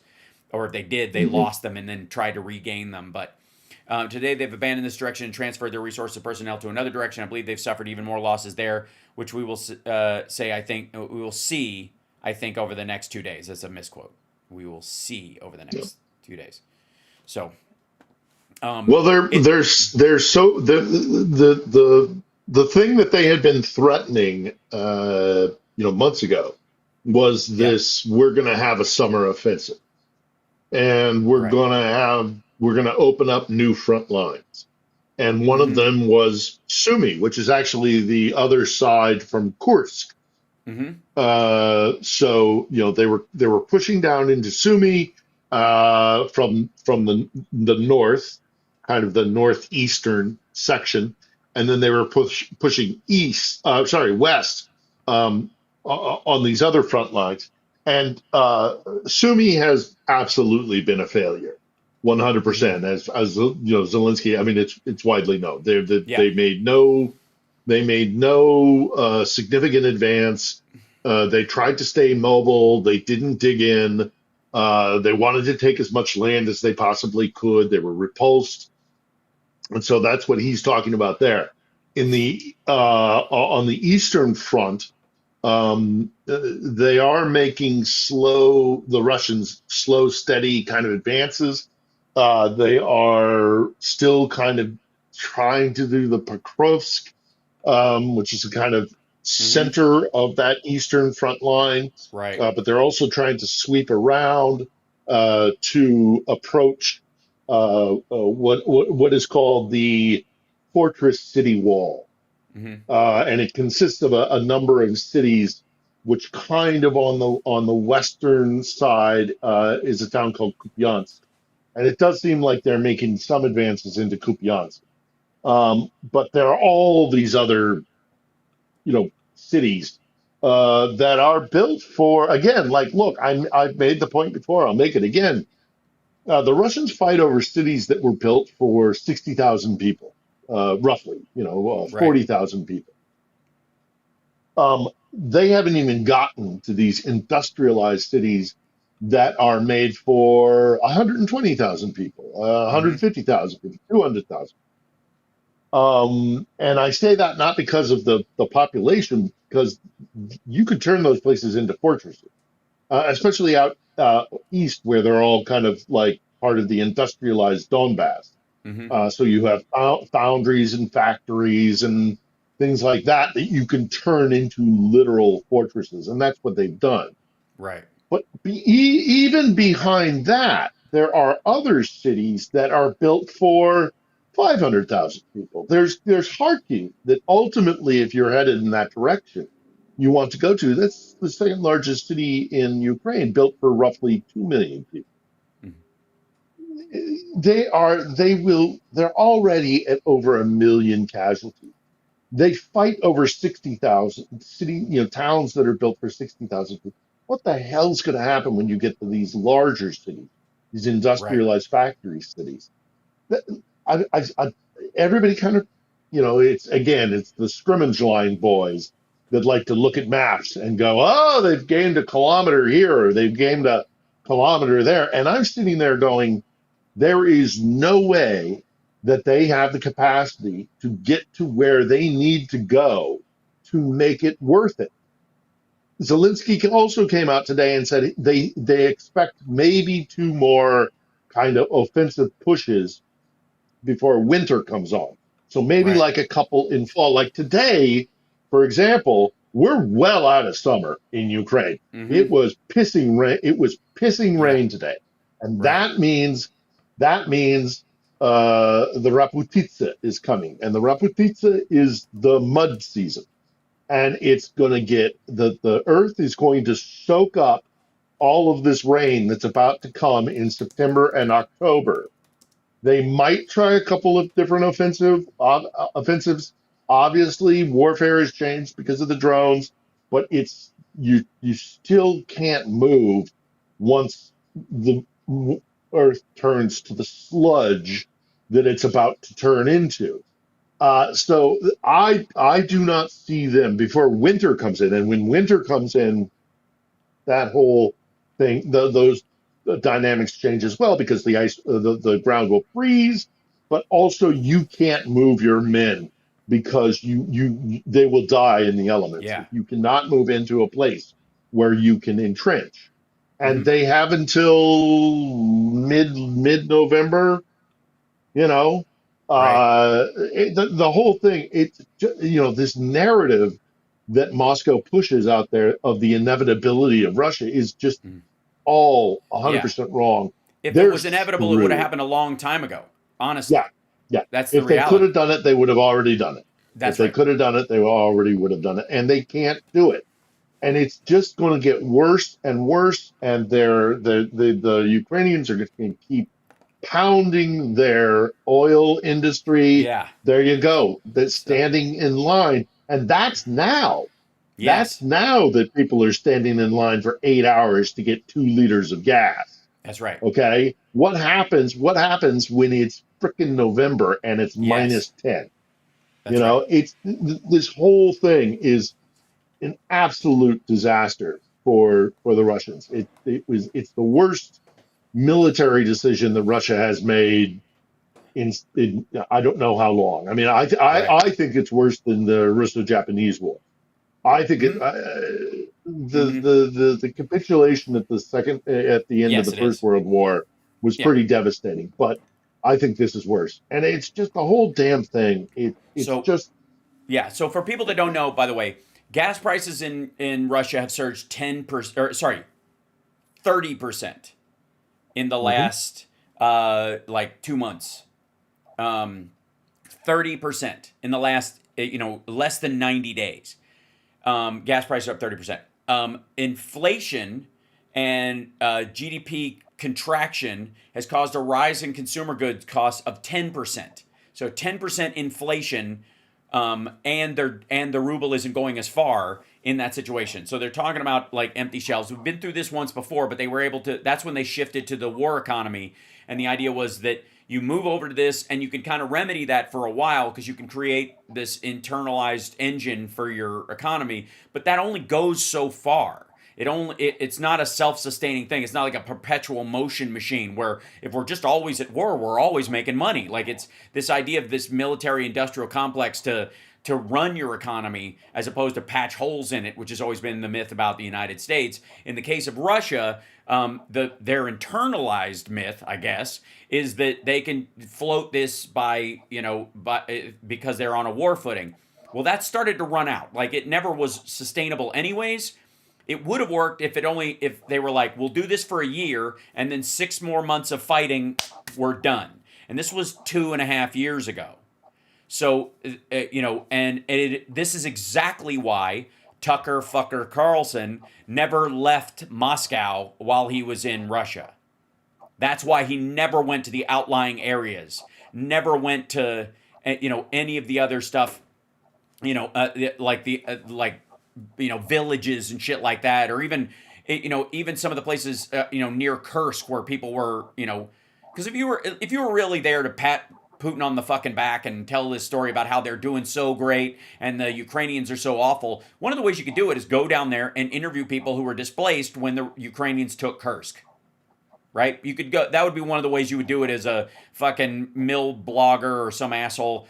Looking like the Ukrainians started this and feeding that narrative. But he didn't go anywhere fucking near it. Why? Because he'd have to drive through a bunch of places that look like shit, that look like Appalachia, and admit to himself that this is just old-fashioned kleptocracy writ large. 2 big cities pretending that the rest of the country is that way. And so there again, gas is up 30% with the oil refinery hits and the like. Sales are down of oil. They're doing everything to undercut that. But even when they're selling it, it's really just to keep it out of the tubes, out of the pipes, so that it doesn't get all like gacked up and fuck up their entire, processing and extraction industry. Because you got to keep that shit flowing or it will gum up the works. So they're selling it at bargain basement prices. Romania, I think, Hungary maybe bought some, and Lindsey Graham was bitching about it yesterday. And the reason they did it is because it's like bargain basement prices. It's almost COVID prices because they're just selling the oil just to get it the fuck out of there, so they can keep rolling. And eventually, Trump's going to give them a fucking break. And so inflation there is 10% right now. Like think about how 2.9% inflation in the United States under Joe Biden in the last year was a pivotal, a driving point of the election. 2.9%, down from 9 and then down from 3.5, right? Headed in the right direction, literally watching it go down like it should over time, nothing drastic, just recovering from fucking COVID. And here they are like fucking 10% now. Also, I haven't even checked recently like what the interest rate in fucking Russia is, right? Holy shit. Oh, was it's gotta 19% the last time we looked or something stupid? Yep. I'm gonna look it up right now because And the Ukrainians have damaged 20% of their oil and gas infrastructure. I mean, 20%. That's just insane. And the interest rates, I'm sure, are astronomical. But also, what's happening is that the Kremlin is forcing banks to give loans at lower interest rates than they would normally, the military-industrial complex, which means the banks are losing money hand over fist, which probably is resulting in large, also contributing to the larger Well, interest rate yeah. because So that's that kleptocratic part of else it. is Right. right, They right, like the friends of Putin get loans at close to margin, close to normal, but the right. average citizen gets one at 30, so it evens out at 17, 18, 19%. Like it's the difference between like Trump not paying anything on his fucking Deutsche Bank loans and the average citizen in the United States having a 21% credit card. But like if the entire economy was built on that, it's it's fucked up. And Transneft is warning about rate cuts because of the Ukrainian drone attacks. They're not going to cut rates. They just mean output. Like that is so fucking crazy. They're not going to slow their output preemptively. They literally mean they're losing capacity because fucking sections of the oil processing facilities are getting blown up. Holy shit. But please, Scott Ritter, tell me again how like Russia's really winning and it's inevitable. Yeah. Fucking It's only a Patrick matter Ritter. of time, and yeah. That's right. Just like Trump can outrun the Epstein files. Meanwhile, world's largest photo of Epstein and Trump unveiled at Windsor Castle of head of the U.S. president's state visit. I want people to look at this. Like, you think a P tape would be bad? Fuck, man. At this point, like, Trump wishes somebody was playing P tapes on monitors so they wouldn't see this fucking picture of him and Epstein that you can see from fucking space. And Windsor is such a funny little town. Yeah. It's all Windsor only exists because of the royals. Yes. I mean the town would not. It's tourism, and it's the royal family, and the fact that they're doing this at scale in Windsor. Yeah. I mean, I remember when I was the project manager for the wedding between Meghan Markle and Prince Harry, which was conducted in Windsor, and the hoop we had to jump through to actually set up like kind of risers and things like that, so we could get elevation, so we could film the procession and things like that. We had to jump through so many hoops. The fact that the city of Windsor is letting this happen is so funny to me, because there must be somewhere in the halls of power in the city of Windsor, in the town of Windsor, going, okay, we'll let you do that. Right. Also, by the way, Ghislaine Maxwell has claimed that that she and Epstein were part of the introductions of Meghan Markle, or people tangential to them, to William or to Harry or whatever, whichever. Harry. I don't care. Yeah. I don't give a shit about royals because I'm a fucking American. We fought a war, so I don't have to give a shit about magic families. But the reason they this stings a little more is because of that story. Now, it may be apocryphal horseshit, by the way, by I was about to say like that she's sort of lying just to benefit herself, or just to like, but you can tell that like she's just trying to buy more time, effectively, like, oh, tell me more, that kind of ground. Yeah. So anyways, the Brits arrested 4 people for doing this. For which is, I gotta say, it is so choice. Yeah. And they unfurled this giant picture, and then this is the other one, that his mugshot, Epstein's mugshot. They played video, House panel release drawing of Epstein apparently signed by Trump. Like they were playing it was like a slideshow.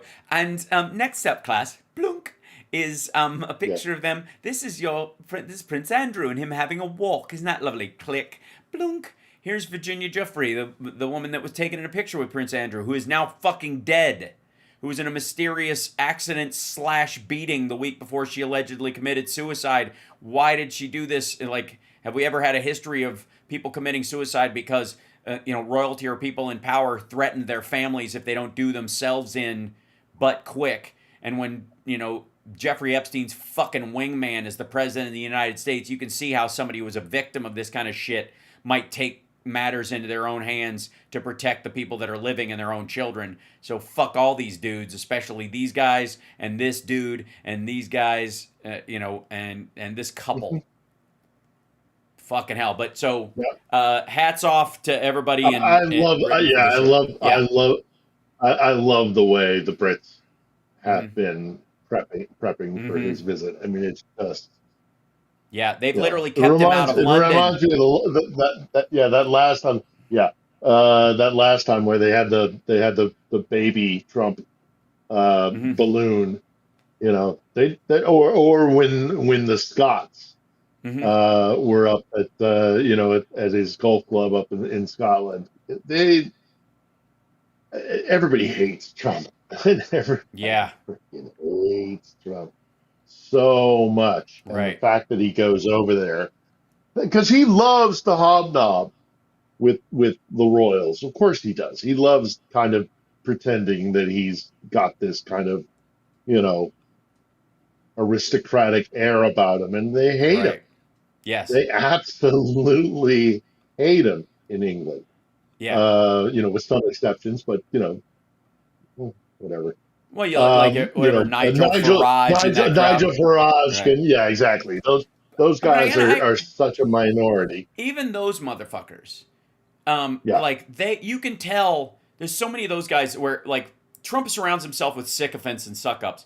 And everybody around him in the world has figured out that that's the way through him is ego. Not to him, but through him. Like, it is abundantly clear that all those tech leaders that were at that fucking dinner went back and was like, okay, everybody put your phone in a fucking Faraday bag. We're going into the room with no cameras, where we don't have any tech or whatever. Because I got to tell you guys what a fucking loser this dipshit was. Like, they all did it. They all did it. I guarantee it. And they're like, but we got a $4 billion contract out of it, guys. And the next 30's right around the corner because JD Vance has convinced him that we have to do this. And by the way, for those of you that think I'm kidding, let me look this up real quick. I think it was Axios that had this story this morning about, there we go. Microsoft Copilot AI is now available to House members and throughout the House with extended security precautions and other stuff and limitations on it, whatever. But they have 6,000 free, wink wink, contracts available because of money doled out for the building facility and the ability to build their own power plant or whatever. That's the trade-off. It's basically they're just buying the services and just pretending they're not. So you don't have to budget for, we bought this service from Microsoft and then they're going to do this. Like, it's just fucking, never mind. Anyways, the point is, AI, like Copilot is now available to all staffers and people in the House when last year they had outlawed it. That the House Republicans last year literally passed a law. I want to see if they have it in here. Microsoft 365 Copilot. Technical staff started testing the products in June. Where is it? Johnson Jeffrey launch. Where is it? I know they're saying, unfortunately, it's going to be in here. Last year, there you go. Last year, the House banned congressional staffers using Microsoft Copilot. This is Johnson last year. They put this in. They passed it like you can't use it. And now, after one tech dinner, man, there it is. So, and also, I want to point this out. Meanwhile, when people are talking about slavery in the United States, which was a scourge and we fought a war over it and we're past it and anybody who wants to go back can go fuck themselves. Right now, today, the abducted children that were stolen from Ukraine are being forced to work creating drones that will kill their relatives at home.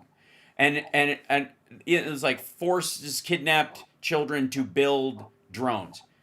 They're enslaving children they abducted from Ukraine. Stop fucking tap dancing. This is the Telegraph.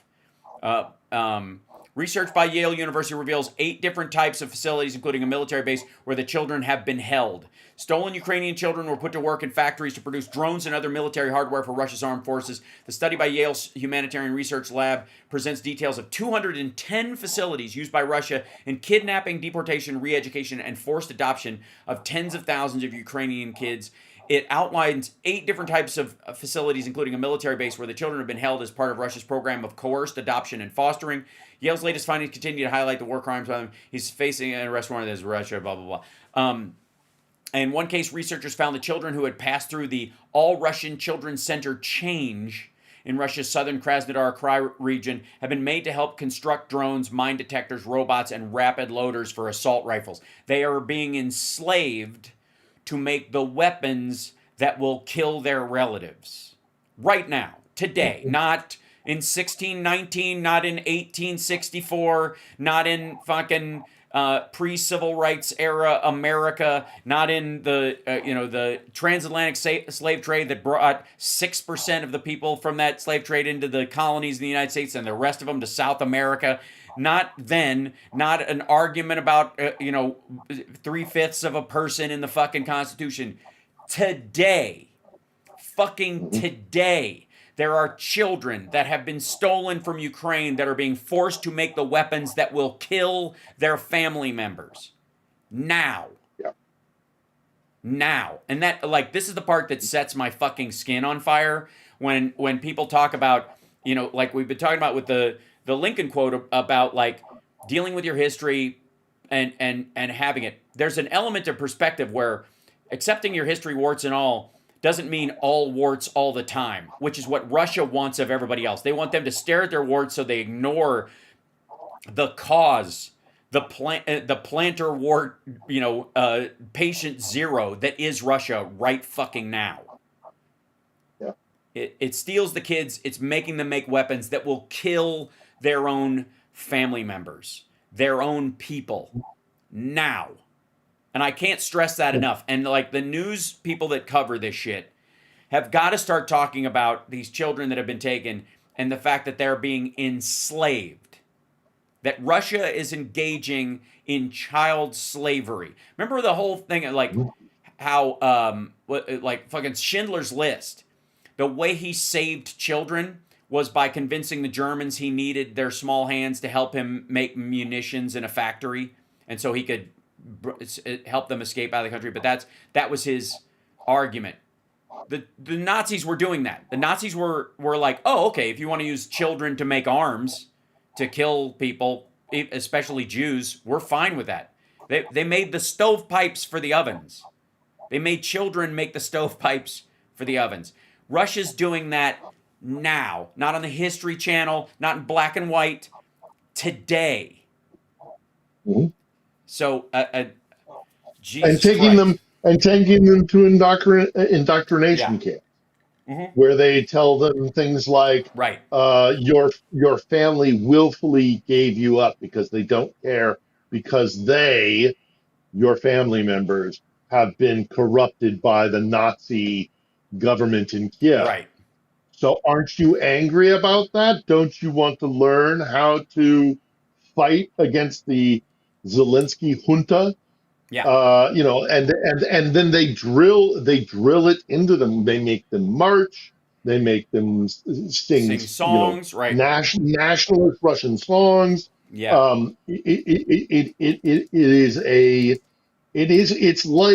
It's like the Khmer Rouge camps that existed, where they forcibly try to, and are often successful, because this is not a new technique.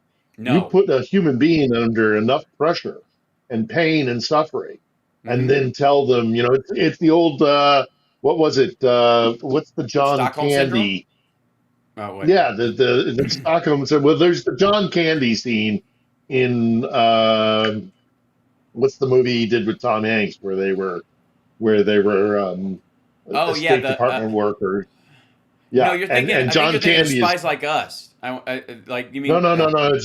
It's John Candy has this great scene where Volunteers? he's True Blue America. Volunteers, there it is, and he's True Blue America, and he's like, I believe in the good old American stars and stripes, and you'll never change my mind. And then, of course, it's a quick cut to him in a communist. Our plan is to liberate the proletariat from the. Right? It's Yeah, just right. like you can't. There is no human being, or where there's a will, there's a way. And when you want to indoctrinate, yes, people can resist. People can resist their entire lives. Some people are unbreakable. But generally, if you put enough, you push the buttons, you put enough pressure on people, you Hmm. can change, you can brainwash them. And as you say, the Stockholm syndrome thing. So they are teaching right now, as we Yeah. speak, some of these young children who are also, of course, even more susceptible because they're young and malleable, and they're selling them the lie that you were abandoned by your loved ones, your family, because of this Nazi junta and Right. this Bandera loving Zelensky, and Hmm. they'll put a gun in their hand, and maybe not tomorrow, Happens all the but time. if they're Right. still, yeah, absolutely, 5 years down the road, a Yep. generation down the road, So Ukrainians fighting Ukrainians, absolutely. So there's it's a tragedy all around. and by the way, now I want to watch Volunteers because John Candy. There's the new movie Mm. I Like Myself that's coming out about him. His daughter worked on Lab Rats with us, and she's just a lovely human being. So I'm glad they're finally doing this because Aren't you everybody soon? everybody around him Absolute loved him and genius. miss. Yeah, just a fantastic person. And I also want to watch Spies Like This is Us. my sister. You can all have her. I hear she's very good. Every minute you don't tell us why you're here, I cut off a finger. Mine or yours? Yours. Damn. So such great writing. So there was a question via the Discord. Sure. How Russia is handling the Kaliningrad Oblast since the war started. Oh Yeah. boy, yeah.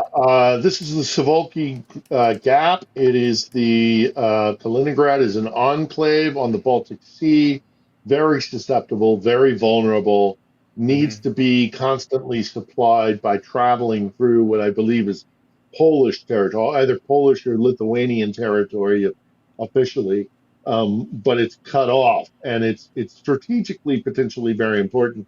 And also, if the Russians wanted to, they could cut off the Suwalki Gap, Mm-hmm. and it would isolate the Baltics. Mm-hmm. Which is, yeah, there it is. You can see it right there. I'm thinking it's Lithuanian Mm-hmm. where the actual gap is. I've been on that train, Mm-hmm. um, but I forget which side of the border, Lithuania or Poland, it was on. Right. But in order to support it, you have to have that gap Yeah. supplied and This little, clear basically and the able. Yeah, Belarus and then the border, basically, they just run right along the line into Kaliningrad over here. Whoops, let me slide yeah, this up. basically. So scroll, get out of here, quit it. It's so exciting. Well, and Um, it's also important because now after this recent Here, attack with the drones, yeah, Poland has closed its border with Poland's closed its border with Belarus, Belarus, right? and that was an important border to remain open for the Russians because it allowed them Mm-hmm. to infiltrate Europe, to again send goods and services to Kaliningrad, which then could get out into the Baltic Sea.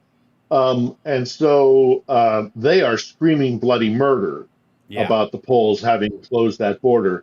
But tough, you sent a Mm-hmm. bunch of drones into Yeah. Poland, and we haven't heard the end of the repercussions of that story. No.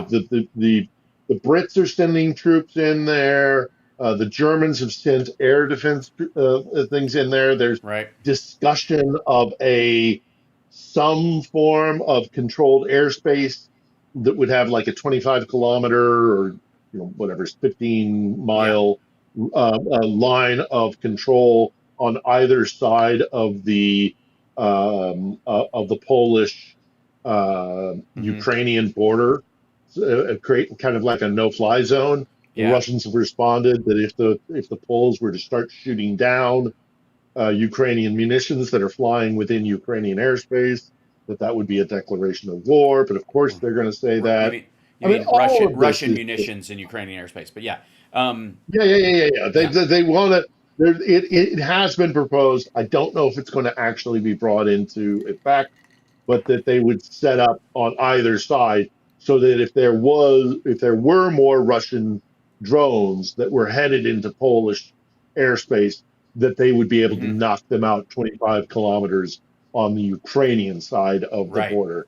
And of course, Moscow's Can screaming about this. can I But we also? have not seen the Yeah. end of the repercussions of No, not at all. And that there's incursion. buildups in Lithuania, Latvia, and Estonia too by the Europeans to to protect those areas. I would like to point out something to the dipshit but my NATO expansion assholes. This is the Ukrainian border as it is in reality, without the fuckers coming in and stealing a big chunk of the country. And here's Kursk, I guess it would be about here. And there's Moscow. All right, this is the size of the Ukrainian border.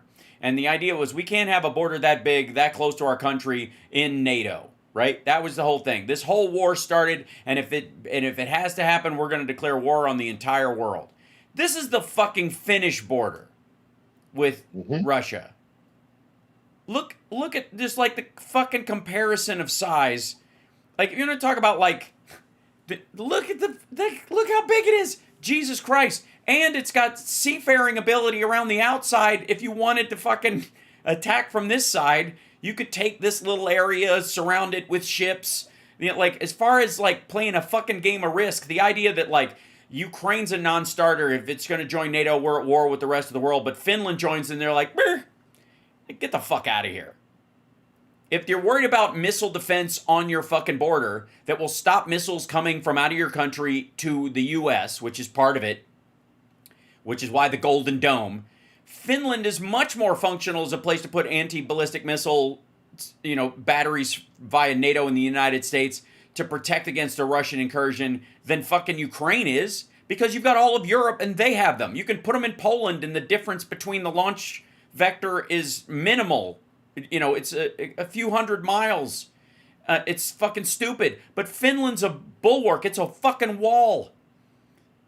So the strategy idea that Moscow had to act because Ukraine was going to become in NATO, join NATO, and then Finland joins because of this shit is the most counterproductive, idiotic, militaristic move in modern warfare. Yeah, it takes out one of, not only that, but strategically for them, it takes out one of their 4 naval fleets. Yes. Their Baltic Sea fleet is based in St. Petersburg, basically. Right. And now it's a frickin' NATO lake. Yeah. And I don't hear Moscow saying anything about our ships are that. trapped. Fuck you. Right. Yeah. Like they were never going to get out anyways because of Denmark and all this stuff, which is why they probably want the Black Sea. Because they move the ships down here, and then you can get them out past Greece and down through Africa and all that. Because they know increasingly, this is fucking permafrost most of the year, but also you have to go around Finland and Sweden and Norway, and they're not real big fans of being taken over by the Russians any more than the Ukrainians are. So, like, this idea somehow that, like, but my NATO expansion is like, dude, you caused the biggest NATO expansion on your border in history, and it's twice the size.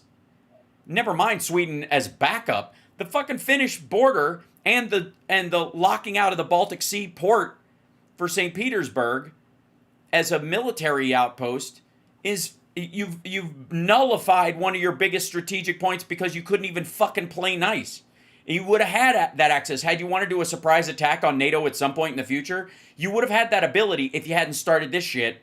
You would have caught them off guard. You could have parked a bunch of ships. Hey, we're just going past Denmark on our way out to sea, and it's no big deal, and then boom, right? You could have done that if that's what their plan was. But because of this, because this dickhead wanted this, it's so fucking stupid. It's like, and again, 1 million dead or removed from the battlefield. We're well over this point in the show, but I want to remind everybody that Phil has a show called On the Edge. Check it out. Listen, look, Just like It's Trump's just so attempt. stupid. It's just so stupid. absolutely stupid, and it's just, and the people who like, oh, you better deal right now, Kiev, because if you don't deal right now, it's going to be worse when you Yeah. eventually have to capitulate, are morons and have Yeah. no idea what's actually happening. Right. Russia cannot. Let me be as blunt as I possibly can. And you're right, Yeah. we are over. But I want to make this point. Anybody Yeah. who can hear my words, Russia cannot win this war. That's They right. do not have the means. Ukraine will be sovereign. It will contain a sovereign, democratically elected government with checks and balances in the capital, Kiev. It will have Odessa on the Black Sea, which means that dominion of the Black Sea will be refused to Mm-hmm. Moscow, whether or not they hold Crimea or not. Moscow can't win. It Right. can't. It's not possible. It doesn't have the means as the war stands now. If they stop the war with some sort of advantageous position and they come back in 5 or 10 years, we'll see. Who knows? I don't think it's possible. I don't think it's possible, full stop, even if they did get that break, because their demographics are falling apart. Right. They're screwed Yeah. with their economy, and they're going to remain screwed for a very, very long time. This is disastrous and Right. always has been. So Yeah. those people who are out there saying Russia, Ukraine, sue for peace as quickly as you possibly can because it's only going to get worse for you. Right. Haven't got a clue what's going on. Nope. And if you didn't watch last week's episode, watch it with Luke. Luke was Mm-hmm. just out on the front lines talking to those people Mm-hmm. who are still resolved to man those lines and defend against Russia for the very reason we began our conversation today. They know what it means to live under Moscow's dominion, and they're never going to do it again because it is the speed letter. If we're Yeah. not allowed, I would rather die fighting for my liberty and my freedom on my feet Yeah. than commit not only my family, not only myself, but countless generations in the future to living on my knees under the dominion of Moscow. Who Right. don't give a shit about their citizens Well, because they don't yeah. believe in human rights. Absolutely. And that's what it's all about. Yeah, agreed. And I want to like the entirety of this fucking conversation.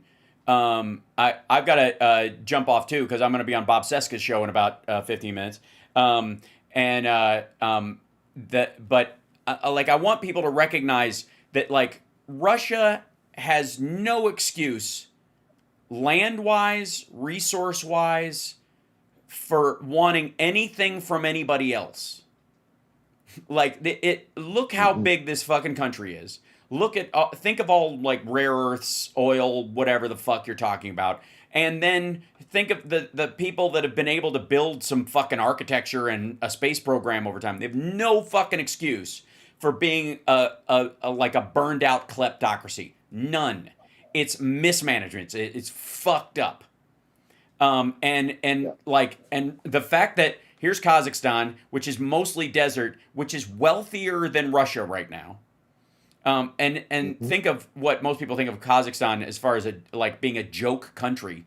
And then China is already renaming this part of Russia by its Chinese name. Because they're just like waiting for the other shoe to drop. Also, look at how big India is right here. Like this is all like the landmass aspect is so fucked up.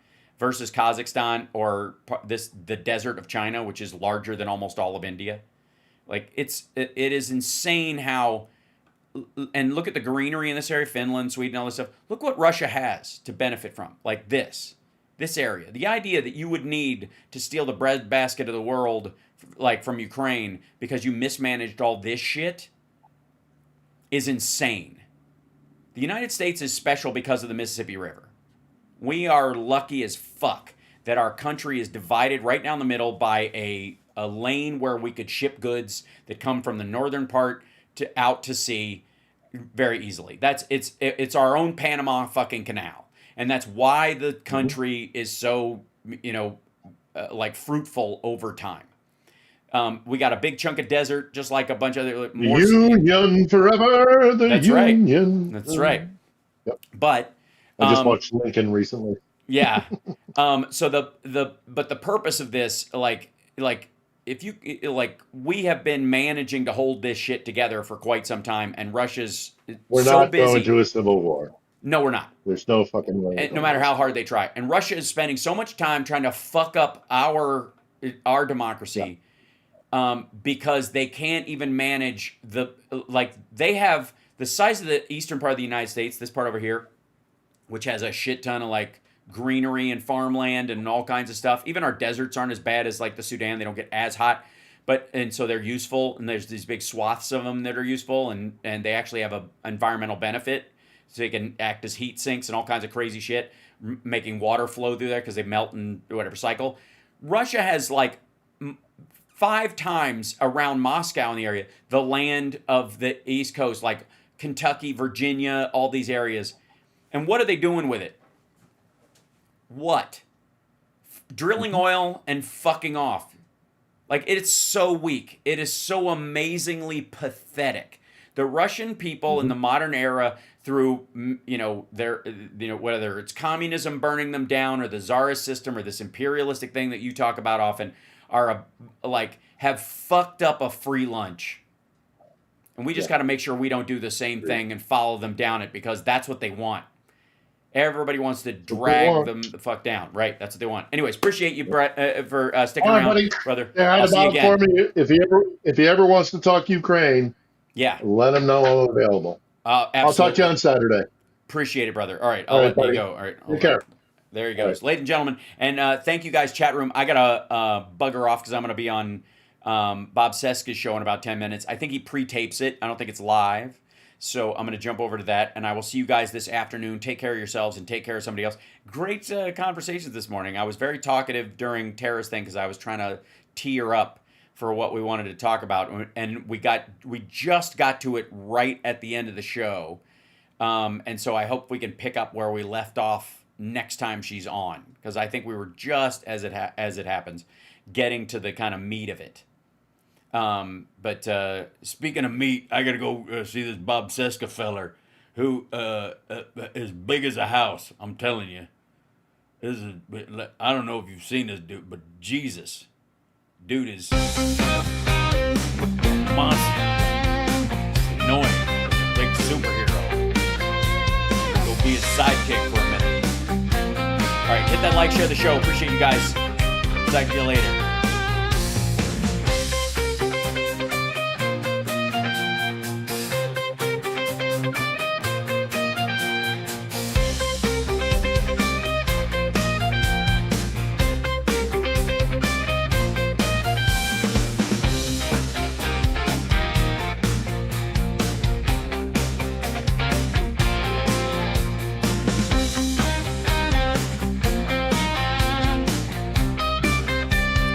Boston Brian in a couple minutes. I'll leave this up and kind of running for a minute.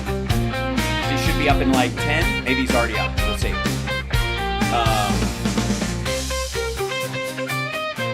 And then I think we rated Cliff on YouTube or on Substack, one of those things. Trying to spread the love, people. Whatever chat room you end up in, show them what you got.